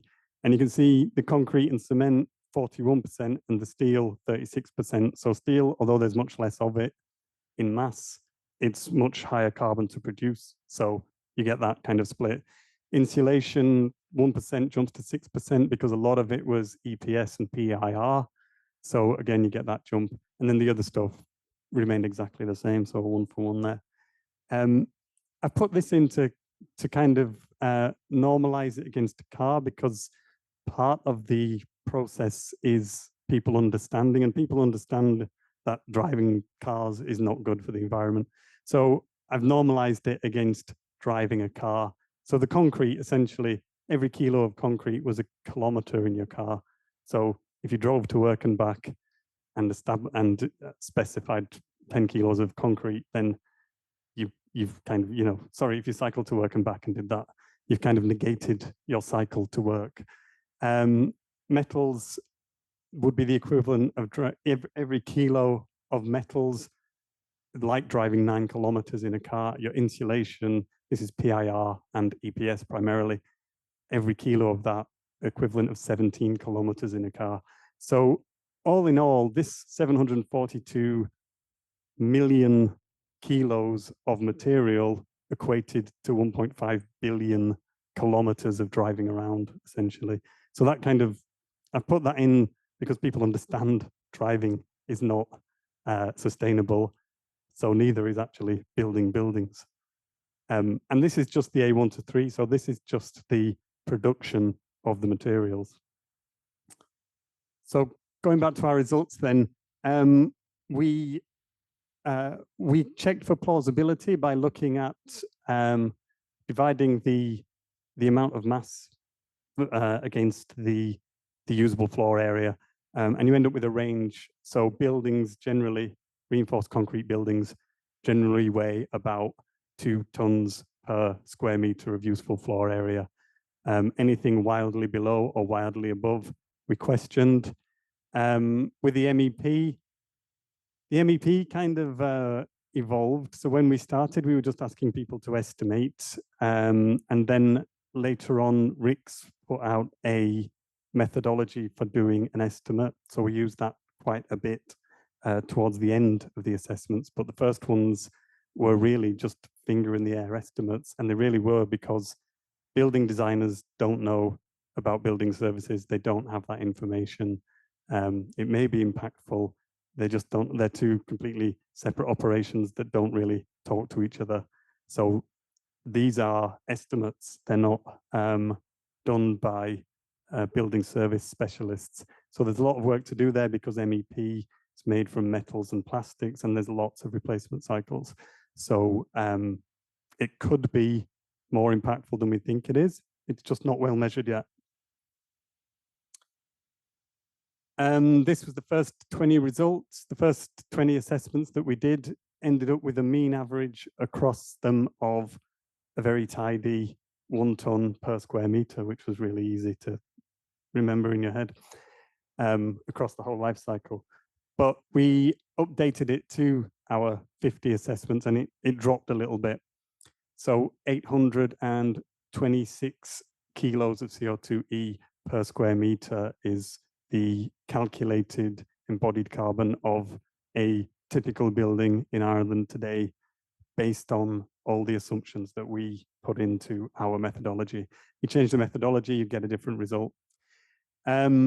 The renovations are all to the right of that mean average, and you can see that they are significantly lower. They're generally 60% lower. And then the very last one there was a deep renovation and new build, or a couple of those.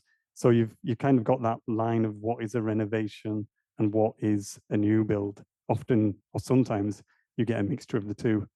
So the blue is the bit that we can measure more accurately, arguably more accurately, and the orange is an estimate of the future based on a set of assumptions, but it's the same assumptions for every assessment.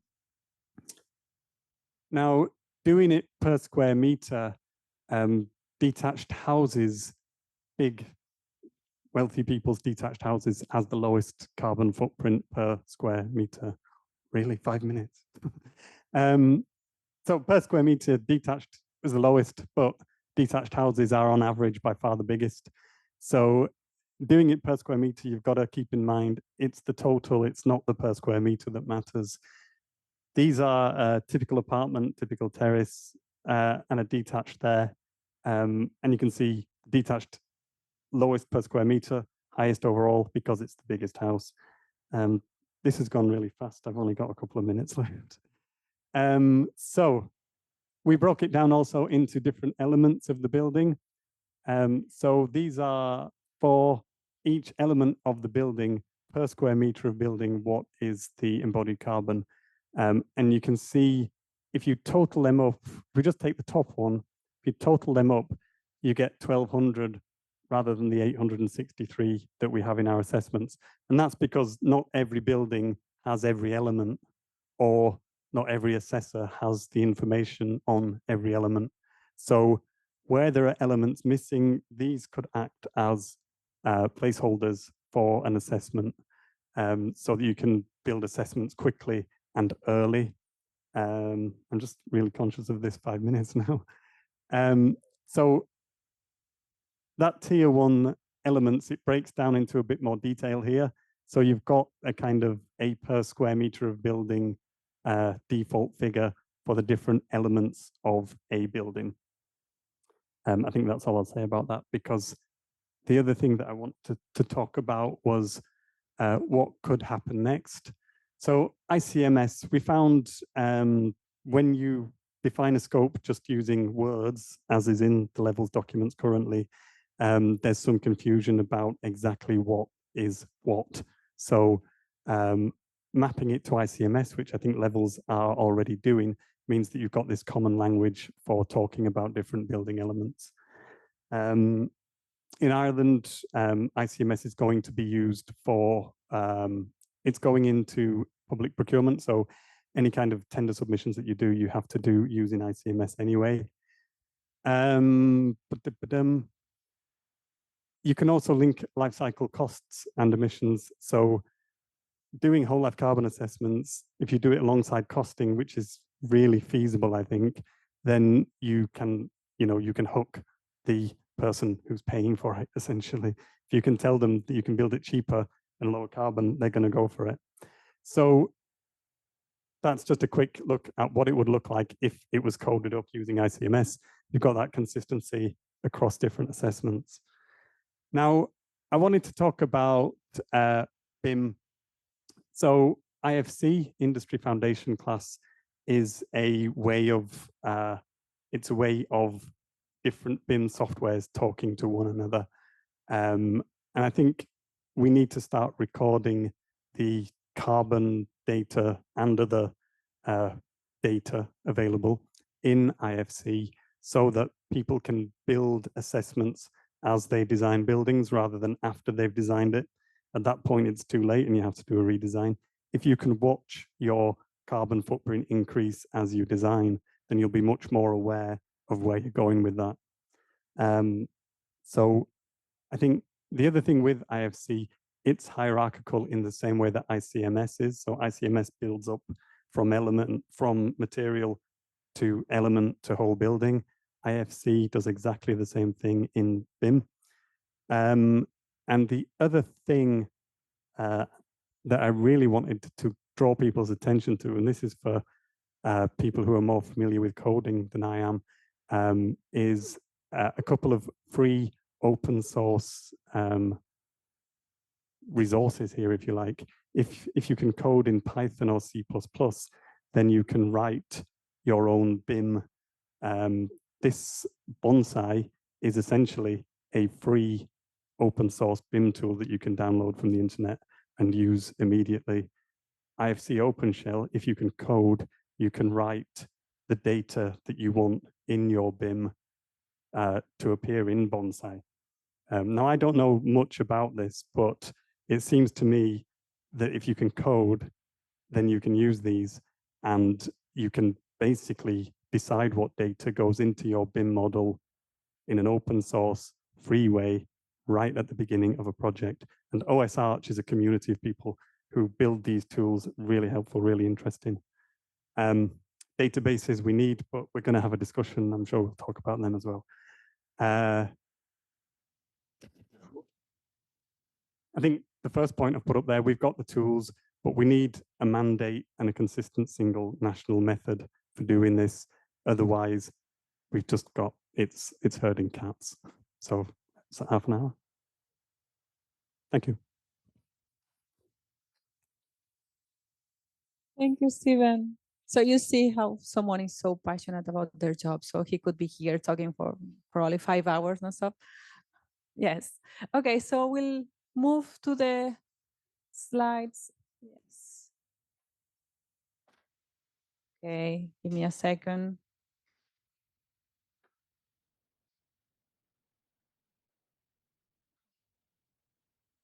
And I will now call my panel. But I think I've moved here, otherwise I won't see them. There we go.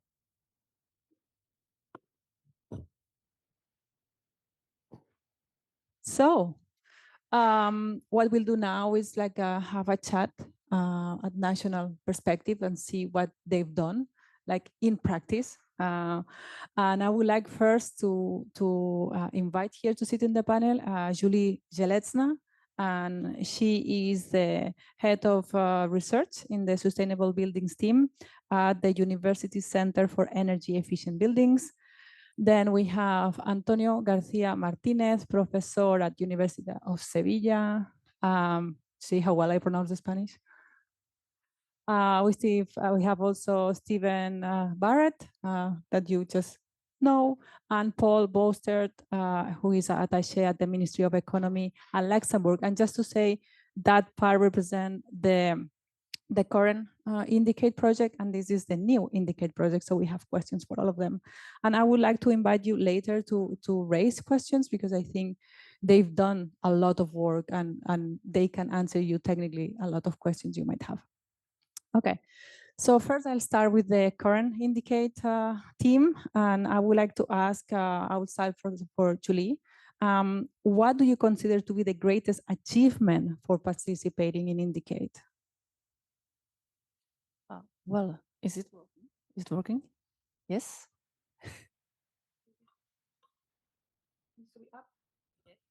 It's up. Yeah, it's working. Okay, sorry. I would like to mention two biggest achievements I see. One of it is for sure the data gathering that we achieved together. In total, let's say 120 data results for whole life carbon of buildings.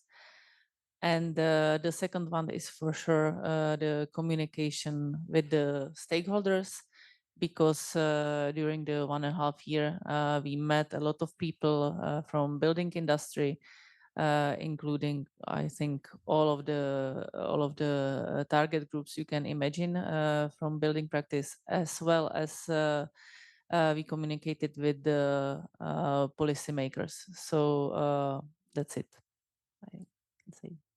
Thank you. Same question for you, Antonio. Thank you, Laura. From my point of view, Laura, the main achievement in Spain with Indicate is contribute to accelerate the policies in limitation in whole life cycle carbon in buildings. We have put closer the government the knowledge needed. I think this is another achievement, major achievement. This has been possible because we have putting together the expert in the field to reach a consensus. I think this is another important achievement. So from the point of view of the policymakers is reach bringing the knowledge to them to develop the standards. And from the point of view of the construction sector, we think that Indicate Spain have create awareness about what next in somehow we have prepared a larger scale to the construction sector about what is going to happen, and also what is the reference values in general. So I think it's more or less the main achievement. Thank you. And actually, I was like with last week with the Spanish Green Building Council, and they were saying the same thing, that it was a major impact to get into the government with this data. So yes, I agree. It's a very nice achievement. Stephen, same question. Yeah, I think it's the same answer. It's saying to government, here are the answers to the questions that you're asking us, essentially. And just the more you can provide answers, the more you take away their ability to say no to doing things. So answering questions and saying, okay, next. So just kind of building that momentum. So like you need to go prepared with all your guns, basically, and then they are not able to say no. It's a nice strategy. Great. Okay, now I will continue with you, Stephen. What data sources have you used in Ireland? So I think we got a sneak preview, but if you can go a bit more detail. So the main one would be the generic data for the production of materials, and for that we actually started in 2020. We got some consultants to look at what are the most commonly used suppliers in Ireland, and taking an average of any EPD data that they could find to kind of come up with an average figure for each material in Ireland. And we got them to do that for the big stuff, concrete, brick, glass, that kind of thing. And then smaller stuff, we just supplemented it with the ICE database from Bath University, which is used in a lot of academic studies, generally recognized as a fair average. And that's all built on the averages of EPDs too. Great, Antonio. Data sources. Yes, data sources. In Spain, the approach of Spain has been a little different of Stephen one. We have gathered real cases, and then we have synthetic cases. So we in Spain we have the difficulty of the consistency in the real cases that is solved, for example, in the Stephen approach. Real cases are whole life carbon data from the whole building, and it was a range of data, the whole data. And then for the synthetic cases, we have two main sources of data. One regarding the impact factors, that is double, like Stephen is environmental product declaration as the first one, but when there's a lack of data, environmental data, we use also, like I had mentioned in your presentation before, generic data. In the case of Spain, for synthetic cases, we have used equipment. For the A1, A3, we have performed the rest of the state modules using a method that is the Kellenberger method, to comply with this generic data for the A4, A5, the rest of the modules. And another source of data that is, I think, significant in Indicate Spain is the stage assumptions data. So the approach is similar to the Stephen, that the one has shown Stephen. We have tried to, when it's specific to national, to take off standards and regulations and official documents to support the assumptions, the hypothesis of the calculations. And when we have not national approaches, we have taken the data from European documentation levels and other. Also, we have to say that all the structure of stage assumptions, we have to take the Ireland approach. So thanks again, Stephen. It had helped a lot to Spain to organize the calculation. The consistency in synthetic cases is achieved thanks to this structural way of understanding the calculations. And this is two main source of data. Great, thank you. And I see how beautiful the collaboration between two teams that you got inspired by the process that the IRIS-GBC they were doing. Yeah, good. Same question, Julie. In Czech Republic, we don't have a national generic database as well, and we don't have any database at all that would be big enough to cover building LCA. We have several EPDs now. Nowadays, it's about 200 EPDs, but it covers about 10 or 15 product categories, so it's really not enough. So we were forced to use international tool. We used OneClick, because we as well don't have a national calculation tool. So we used OneClick LCA, and there to have the consistent results as like good as possible, we choose data sets for each material. Like we choose one data set from OneClick LCA to each like generic material, because we have some database for our national certification tool. So we have about 200 items, and we choose about 200 data sets from OneClick LCA. And the process was that we, at the first place, took Czech EPDs, then we took EPDs from our data sets from countries with the similar energy mix. And then we took data sets from countries which are our neighboring countries, because the technology is possibly similar. And then at the end, we took European data. So we worked all the time with the same data set, big data set, let's say. And that's why we hope that the results are as comparable and consistent as possible in these days, let's say. Yeah, I mean, talking about that, I would like to go a bit deeper. Like, what else did you do to ensure this comparability and consistency? Yeah, this was one of the measures we did, that we used just the same data for the same materials.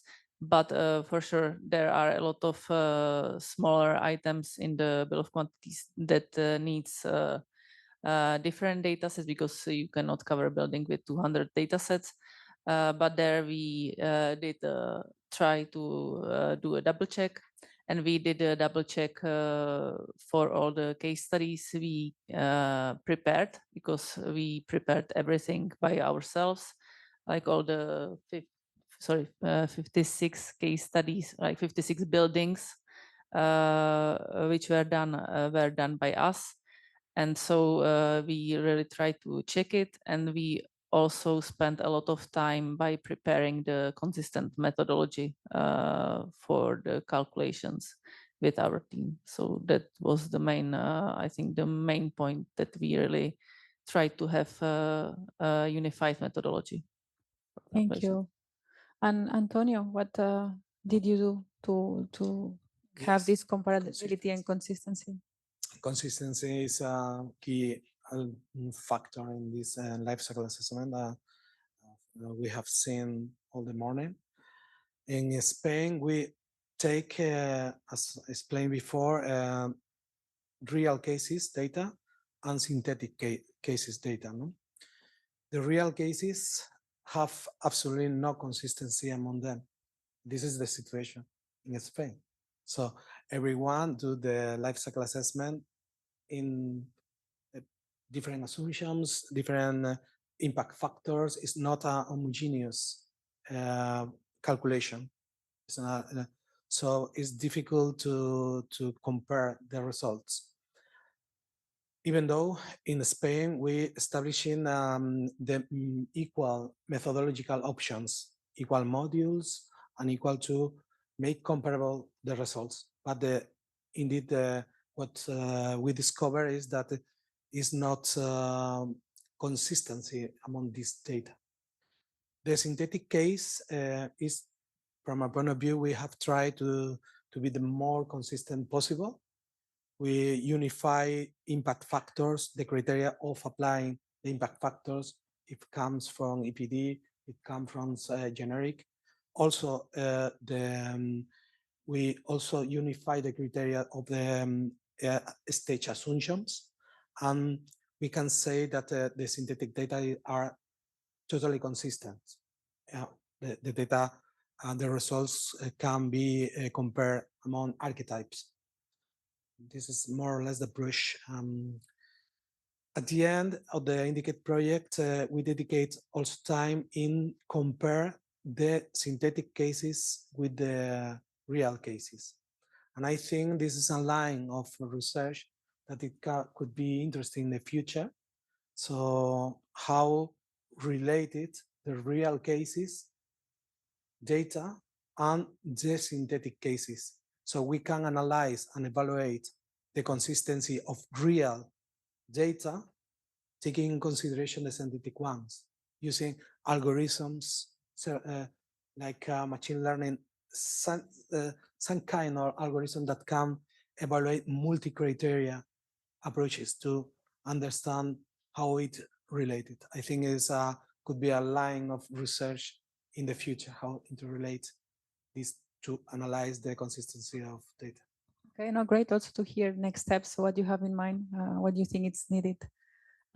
Yeah, Stephen, same question, comparability, consistency. I think I kind of covered it there. I provide. You want to explain something else? Yeah, well, provide defaults for everything because industry doesn't know what good or bad is yet. So provide defaults and that simple rule that you only deviate from the default when you prove why and how you're deviating. Okay. And I mean, as an extra one, like I heard that Antonio already has something in mind of what's next. What would you like to be next after Indicate? How do you see this? I think it has to be put into BIM, and that open BIM that I put up there, I think, is the best pathway because it's free, it's open source, it's transparent. Anybody can take it and build more functionality into it. I've had discussions with architects, and they say, "Well, we don't use BIM," but you know, they didn't used to use CAD. It has to. This is the next step. Yeah. Julie, what's next for you? For what do you see the next steps? Oh, well, we have a lot of next steps in mind. One of it, maybe one of the most important, is that we are going to develop a national generic database in the coming year for the Ministry of Environment, which is a big success, let's say, for Czech Republic. And the other one is that we, during the Indicate project, we tried to find also another simplified way how to actually model a building in a Rhino program and to connect it to Bombix from Fraunhofer. I don't know if you know it. And we found out that the development of the simplified model in Rhino is quite fast. And it's based on the documentation of the project, on the building. And then you can export simplified bill of quantities, and then you can use this simplified bill of quantities for LCA calculations, and it gives you quite a good results compared to the detailed case study. So that's one thing that we would like to continue maybe. Thank you. Thank you to the three of you. And now I would like to pass on the new Indicate Live. Paul, after you heard what you heard, I mean, you see that they've been 2 years working on Indicate. So what actions have you taken to be prepared to start with Indicate Live? Yeah, so thank you, first of all, to be invited, and I hope we will be worthy to carry on this work. We have taken action a few years ago by developing a national roadmap on low carbon construction, which was a roadmap we developed to anticipate the energy performance of a buildings directive. And the focus there has been on several work packages. I will provide a brief overview. So we focused, first of all, on, or we are working on where do we actually have to go. So the overall goal will be to be carbon neutral union-wide in 2050. What does that mean for buildings in 2050? I know that there is a lot of work ongoing in Denmark on defining top-down targets for buildings. So this is something we are looking into. and also, of course, in bottom-up ways of defining these targets to see where do we have to land with buildings. We are working on, I think this relates very strongly to what we have seen from Ireland, from Stephen. How do we collect building inventory data, building materials, so the bill of quantities? How do we structure that data? Quite recently, we developed an Excel tool, so we also landed with Excel in the end. And now we are looking into the classification that we use. Levels is quite broad in terms of its classes. I see that you use something that's probably quite broadly used in Ireland. Unfortunately, in Luxembourg, we don't have that. So we are also now looking into BIM, the classes of IFC, and how we can adapt them for the Excel tool. And finally, something that maybe relates strongly to what I have heard from the Czech Republic on EPDs. So we have now acquired funding to develop default values for roughly 100 building products in the first stage to provide that to industry. And we will focus mostly on those that we have seen in Stephen's presentation, so concrete and steel, so that the industry at the moment of designing a building where they don't yet know which specific material they will use, they have that generic data and they can make assessments early on. So this is a bit the preparation work that's ongoing. And then we have other phases that will start once we have more guidance also from the European level with regard to methodology. I mean, I can say that you already start with a good preparation. Huh? So after what you heard today here, what do you take away from these discussions to start the project? So what was, picking your brain like, wow, I really need to start working on this, or I don't know, what do you take out from these discussions? I think the word of the event is consistency. I think that's a very important aspect. We of course will wait for the guidance at the European level, but I think it's very important to make sure all of the scopes of your assessments are well defined, and that really the case studies you get, they're comparable, and the benchmarks, they are meaningful, and that they're not just an artifact of all of these different ways of doing a whole life carbon assessment, but that really the variability you see is because there's actually a difference between buildings and not because there's a difference in assessment. Thank you. So I hope also it's like kind of a way to pass the torch from one project to another. It was very nice to have you in the panel, but that I would like to open for questions. They are the technical experts. So yeah, Miles, could you help with the mic on your way? Do we have?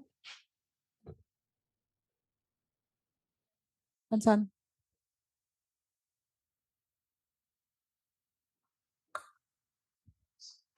Vincent Pierre from Knauf Insulation. I'd like to know from the 3 countries or even the 4th country, when you have to implement the carbon footprint reporting for all big buildings or new construction, what is the main challenge that you see in your country? It won't happen in 2025, but we're talking about 27, 2028. So what is the main challenge that you see? Who wants to start? No?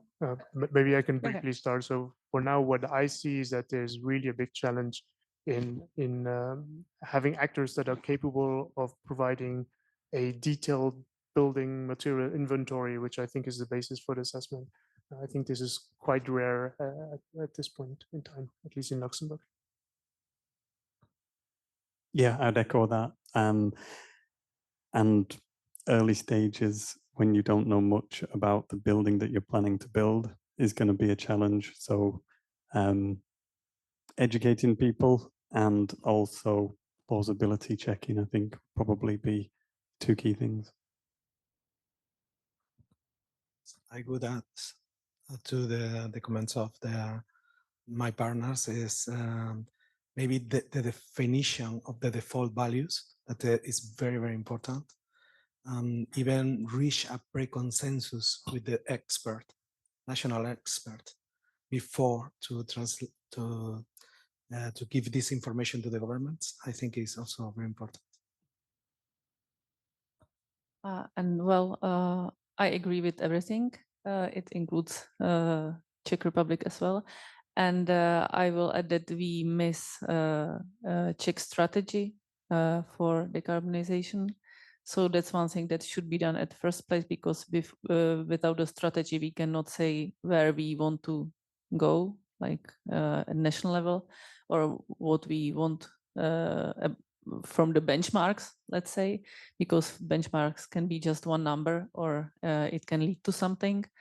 And we miss the methodology in legislation, the database, and like everything. So we have a lot of points that we must focus on.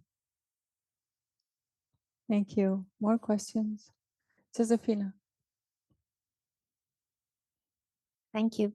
I understand fully the reasons why you're working to a large extent with generic data. I think it's all very logic, but I'm just wondering, because we often hear how setting targets or even requirements on whole life carbon at the building level can support lead markets of materials, of low carbon materials. How does that sort of match with working a lot with generic data?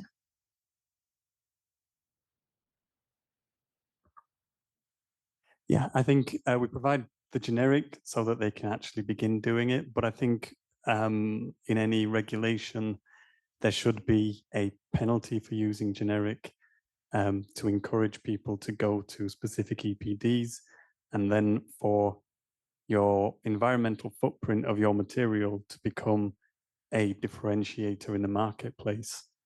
Now, I think Holland, and if anybody can correct me on this, in the Netherlands, they provide a generic and people just rely on it. So it hasn't created any differentiation because everyone just uses the generic. So if you put a big safety margin on using generic, then you encourage people to use specific. If you can encourage them to use specific, then you can encourage manufacturers to compete on the environmental footprint of their materials. And that's what it's all about, really. It's about manufacturers being told by their market, we're now interested in how your product is manufactured because it matters to us getting planning permission for our building. So penalties on generics, I think, is the short answer. Anyone else wants to add anything? No? Yeah, Paul? Yeah, I think it's a very important comment. We recently worked a lot on steel, and there's quite a big difference between whether steel is produced with an electric arc furnace or blast oxidation furnace, which is not something you can very well cover with generic data. And I think, therefore, really the penalty, I think, is a very good way of incentivizing this. I think in Sweden, there's also, I think, a coverage ratio or like a limit on what you can actually cover with generic data, if I'm not mistaken. So I think we have to, especially when we create that policy, we have to try to make sure that we really put in place these incentives so people move from generic once they're moving along with the project to more specific data to get a more accurate assessment. Thank you. Actually, I just have another point on that. I just thought of it. The other thing with generics is that they're an average of the market. The other thing that you could do is use the worst in the market as your generic starting point. So you look bad unless you use a specific. That's a very good idea. More questions? Celine? Yeah. Celine, you go after. Thanks. Well, coming back to the contractors, developers, etc. I was at the presentation by Vinci from France, and they were saying, someone representing was saying that actually the buildings that are being built now, they were projected years ago. So you will have those regulations, etc. So when do you expect the new buildings to deliver on that? And when we'll get the results in terms of CO2 reductions in the built environment?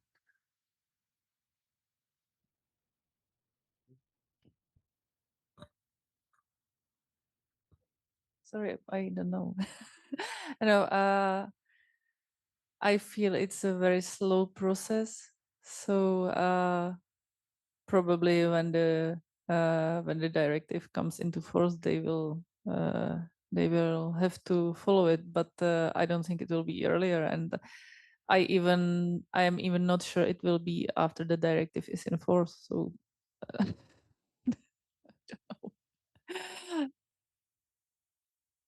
In the case of Spain, I don't know if it's a hope or something that I perceive, but from my point of view, all the sector, the developers and constructors and so on, now are aware that it will come, the directive and the consequences and the national regulations, it will come, and it's not it's a one-way direction. So what I perceive in Spain is that more and more the sector is putting the energy in adapting to what comes. For example, a lot of manufacturers doing the EPDs, a lot of constructors want to know what is the reference values. Even 2 weeks ago in Sevilla, for example, the steel and the other intensive industries had a meeting to talk about how to transform the sector. So what I perceive that in Spain, things is moving and the energy is putting in together, and it's like in words, for example, of Gonzalo from Iberdrola. I don't know, Laura, if you know. Gonzalo says that in somehow this is also an opportunity for several regions to transform the industry in a good line. I think in Spain the thing is moving in that direction, I think. Yeah, I think similarly, but there's also the CSRD. So investors are now asking for, and I've seen tender documents with, specific carbon footprints of specific elements of buildings. So CSRD is already driving it. I think, the national requirement will just come with the EPBD. But I think it depends on how well implemented and policed the CSRD is as well, because that is the thing that certainly has kind of really piqued the interest in Ireland. I've suddenly got architects and developers ringing me up saying, how do I calculate the carbon footprint of this building? Because my investor wants to know. So it's already happening in that sense. Paul, do you want to add? Well, I think it's a bit too early to answer for us. What we are trying to do is we're trying to engage with the entire value chain with a series of seminars to really inform them about the upcoming regulation, and trying to, that's the next phase, implement some pilot projects where we show how we can actually, what the levers are to actually reduce the carbon on buildings, and to see how we can include that into the planning process, regardless of what the regulation will look like, but just to make sure that they do the calculation and that there is a feedback to the planning of the building process. But the buildings that have already been planned, I don't think they will be replanned. Thank you, Celine. Thanks for mentioning CSRD. I was also wondering how you apprehend what is coming on the side of, well, both the EPBD with the delegated act. So what expectations you have on clarification regarding the methodology, and also on the CPR side, because there are going to be some evolutions from the current system with EPDs towards the DOPCs. Any reflection on that? It's difficult to find clear answers, but is that something that you are covering in your current reflections? For Ireland, I think usually Ireland is just in step with directives. I think in the case of the EPBD, we might for once be a little bit ahead, because they are planning on bringing in whole life carbon assessments in 2026. No limits, just measurement to begin with, but it's a really good kind of primer, I think. CPR, I don't know. It's about transparency of what's going on in manufacturing plants. So there's still a debate about what EPD data should be brought over for the CPR. But I don't think we don't need to wait. If we've done an EPD, then we know what's going on in the factory. So we can. I don't think we need to wait for the CPR in that sense. So I think it's good for Ireland that we're hopefully a little bit ahead of the game on this.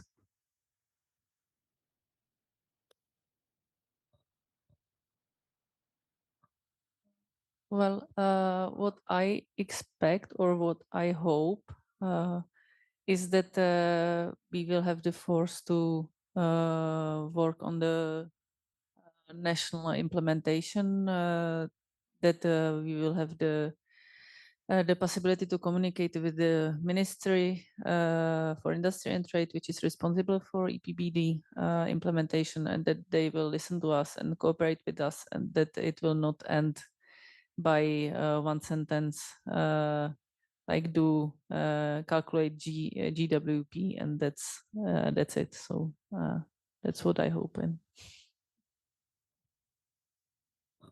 In Spain, the Ministerio de la Vivienda y Agenda Urbana, is the name in English, in the Spanish, are preparing the adaptation of the technical code to implement the PVD. So they announced last year that they are working on that, and we know that that's true because the Indicate partners is involved in somehow in the process. Is not as we are supporting technically to some issues that they are preparing. And one of the things that they have done and they are going to do is make consultation to the manufacturers and so on. So I think this is very good because putting together the manufacturers, they can learn, the manufacturer, what is about the revision of the EPBD. Because what we discover in these meetings, the Indicate was in there, is that the industry don't know really what is about the whole life cycle carbon. They don't know. They know that they want need to do the EPDs and they perceive that restriction. But when you explain them, that could be an advantage from the point of view of the market, they push in the same direction. Say, what I perceive, for example, my perception in this meeting was that in the beginning, always the manufacturers say, no, this new, this is another restriction and so on. But when you explain that the products that is declared, their impact will be in a best position with the new regulations, they understand that it's needed to go in the same direction. I think this is my perception.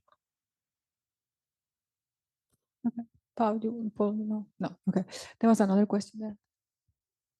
Yes, thank you, Jakob Steinmann from Rumbo, and taking it back a bit into sort of your experiences and the importance of finding, I think 50 building cases per country was sort of the objective, and from having worked on similar projects that try to get this sort of access to data on the building level. How have you accomplished this? Are there sort of any recommendations, any lessons to take from there that in the meantime, before sort of this reporting becomes mandatory, can be used to set sort of this baseline? I think I answered it in my presentation. Yeah, we had one advantage that we had quite a big net of partners. So we communicated with them the need of case studies, and we explained what actually LCA or whole life carbon is. And they were willing to help us getting the documentation because they didn't need to do anything. So we just gathered the bill of quantities, and that was all that they need to do. So it wasn't too hard for them to participate, let's say, in our case.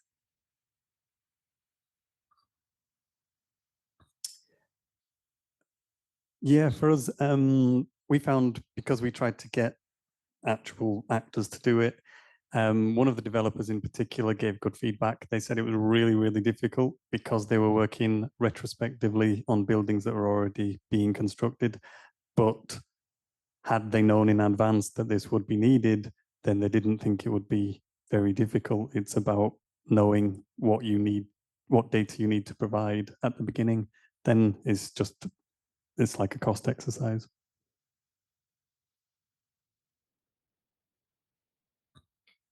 Yeah, I think that's a very good point. We'll try to take into account when we collect our data. And well, what we are currently trying to do, we are setting up a project with the Order of Architects and Consulting Engineers to have a partner that can help us with gathering the material inventories. And we are looking also to have consistency, to have one partner who then does the carbon footprints or the whole life carbon calculations of the building, so that we can have a wide net when it comes to collecting the buildings and the material inventories, but consistency with regard to applying the methodology on these buildings. Josefina. I'm assuming that the work that you've done will help your respective countries to do their national roadmaps. And I was wondering if there is, and this shows perhaps that I haven't read the report yet, but does the report or will the project somehow set out a suggestion for member states who are not part of this project and how to go about building on the experience that you've had with this project, how member states can do in order to prepare for doing their roadmaps? Okay, we are waiting for the Commission to set out guidance for how to do the roadmap, but of course each country also needs to know what does their country look like. So I was just wondering if there was something as an outcome, so I'm not asking actually each and one of you, but rather to the project as such, whoever I'm looking at, I don't know. But is that kind of an outcome that this is the manual for a member state, how you do it in order to get your data that you need to do your roadmap? I can answer on World GBC perspective. We are preparing to help. I mean, the new strategy of World GBC says that every member state should have a roadmap, and we are preparing guidance on how to do this roadmap. Actually, the 3 countries there, they already have a roadmap, but Global ABC and UNEP is working on this guidance, and I saw the document. It's quite comprehensive, quite long and detailed. So we'll have a look and we'll adapt it and give it to our GBCs on how they should start working on the different steps to take to get a roadmap. Or the national GBCs can give it to their government. So the idea would be them working with the government to do the roadmap. So the first chapter says you need your national government involved in this. Some they won't, but regardless of that, they should do the roadmap anyway, because it's very much a key element to start the whole process. No, so no, okay. Celine.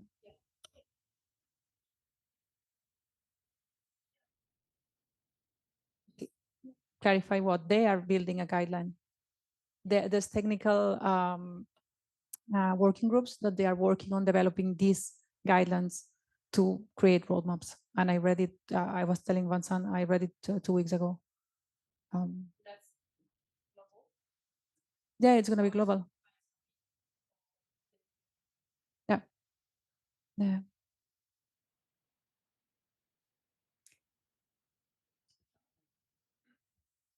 Just to be clear, I think you meant the national roadmaps pursuing the EPPD. And I wish our reports, and especially the national ones, which are going to be even more detailed, I wish these would be used as manuals by the other member states, but I just simply can't be that pretentious. I think there are really good examples of how these member states came about even before the PPD was done and dusted, enshrined in legislation. I think we essentially set up with this idea of providing something useful, lessons to be learned that could apply across other member states as well. I think it's great that we have now a set of insights from countries that are other than the Nordic and the obvious France and the Netherlands. I think in our engagement over this last 2 years, also with the national public authorities, one aspect was especially important is the fact that this has been done as a collaboration. So when Ireland went to their parliament, or the same with Spain, they never done this exclusively as a local initiative, but also having the backing of a European-wide consortium. And I think that mattered a lot in gathering attention, but also giving this some sort of credibility. Yeah, I wish this would be used as a manual, and this is what we are aiming for with the follow-up with the sustainability of the project. Yeah, for example, when we give these guidelines to the European countries, we can add your report. So that's the more package you give, the easier it is for them to develop something. But okay, I think we reached the end of the event. Would like you to, no, the other way around, sorry. Yes. I would like if you can help me to give an applause to the panelists. Thank you all for coming. The session has been recorded, so we will send it to everybody, and we also send the slides if you are interested. Thank you so much for coming.